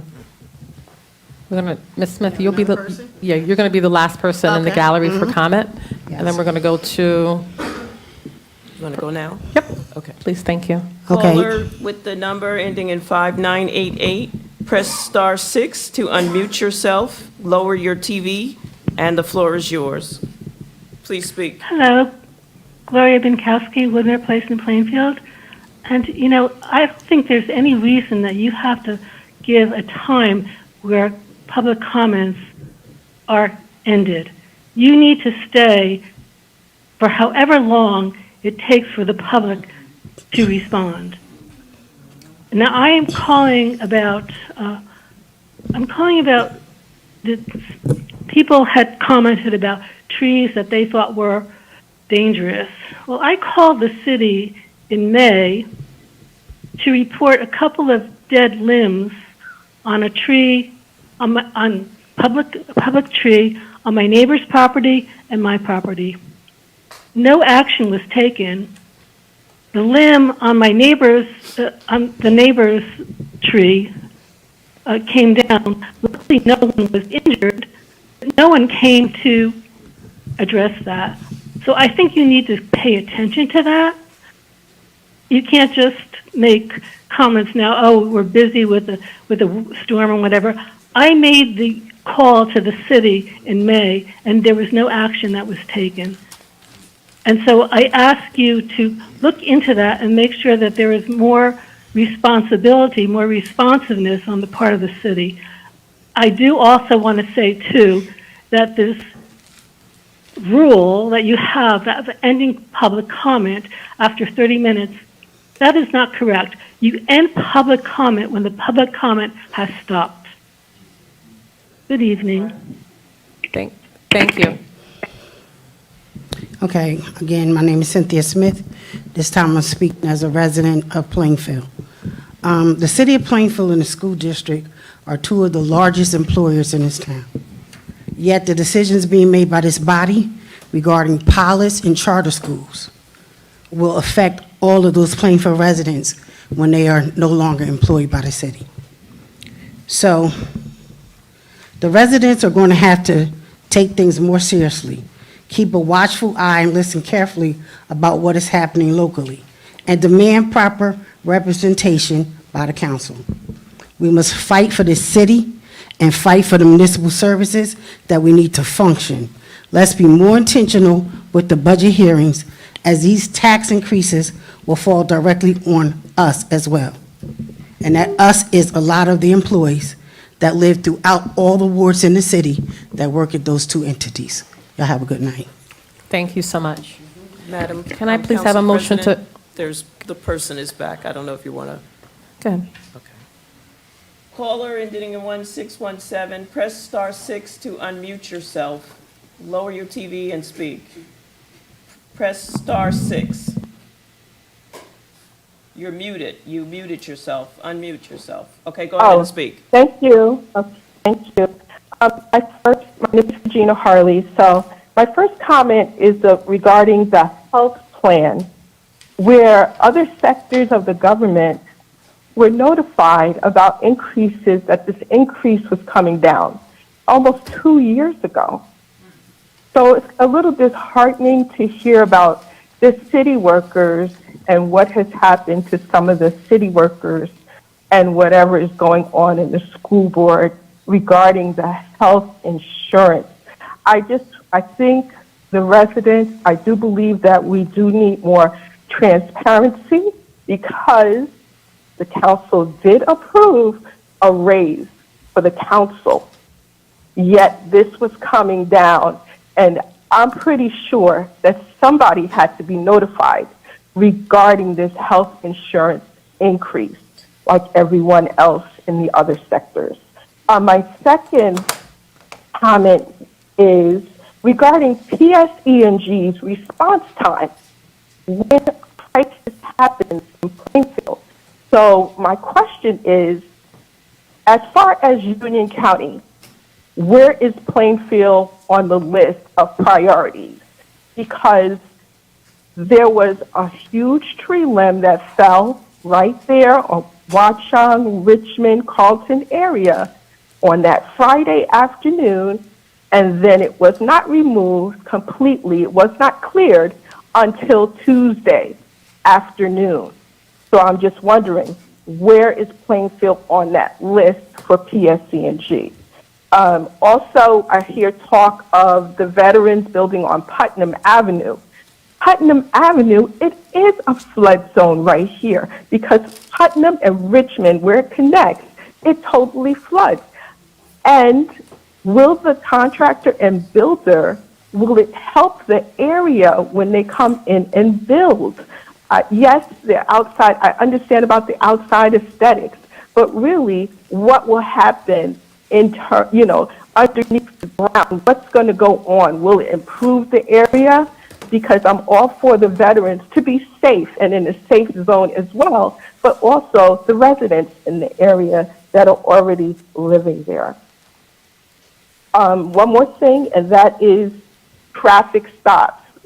Okay, so when the tree limb fell, the drivers were moving away the barriers, even though the police department was called and, they worked on it. But I do believe a blinking caution light should be there at the four corners, even for the students that are passing. In September, from September through June, there's no crossing guard right there. What is it? Richmond, Carlton, Watchung, right there. And it's high traffic area. Thank you. Thank you so much. Can I please have a motion to close public comment? Second. All right. Director Fields, do you want to start with answering some of the questions? In terms of looking at the flood area, this is a requirement, should the, going to planning board to look at the stormwater requirements. So most likely it is required to improve it in the area. I think there was another question about the 1425 South Second Street. We are aware there is a brownfield issue there. We are working with the property owner to see what could be done there. Council President, I have one, if that's okay with you, whenever you're ready. Yes, go ahead. Thank you, Council President. There was I guess, an allegation from a member of the public that there was a conflict on the vote on Crest Haven. I just want to advise both the council and the public that the council vice president did seek an opinion prior to the vote, and I advised him that there was no conflict, as the council vice president no longer is a member of the board at Crest Haven. Also, there was no reason for the council president to ask for whether there's a conflict, because there clearly wasn't one. So just wanted to make that clear for the public. Thank you. Thank you. Do you have a response regarding the updating the city website? The call-in? There was a question regarding the call-in number on the city website. Director.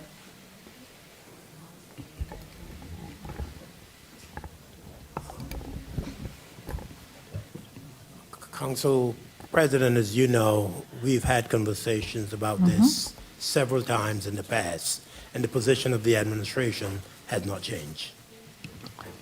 So because the administration does not want public comment, the city website will not be updated to reflect the call-in number. That's not what I said, Council President. Well, what is the answer? I'm sorry, Mayor.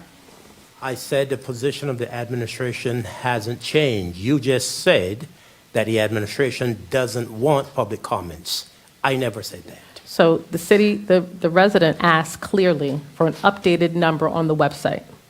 I have reached out to the administration requesting the number to be added to the website.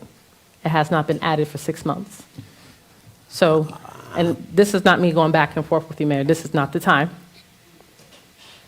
The website is just not updated. I've clearly stated, Council President, that Thank the you, Mayor. administration will not support your desire to go outside of the law. I understand. I've said that clearly. I understand. Thank you. Thank you, Mayor. So the city website is not going to be updated to reflect the number. If you'd like the number, you closely could listen in. I could post it on my city council website for the next city council meeting. The renaming of the street, the precedents.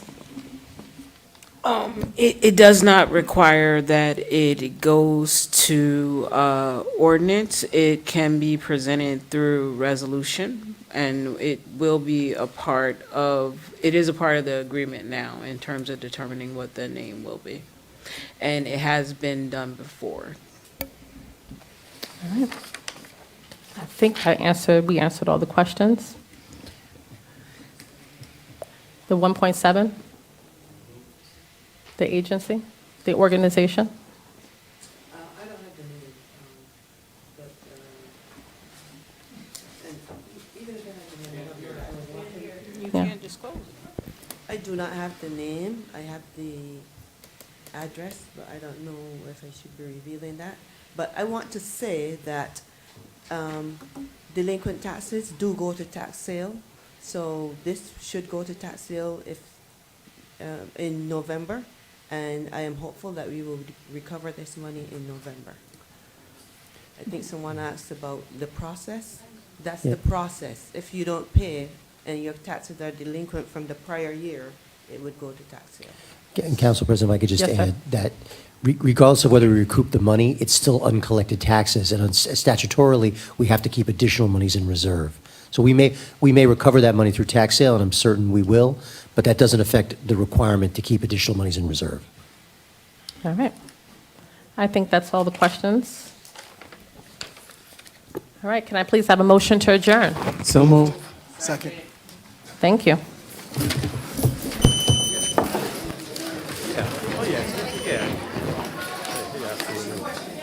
Yes.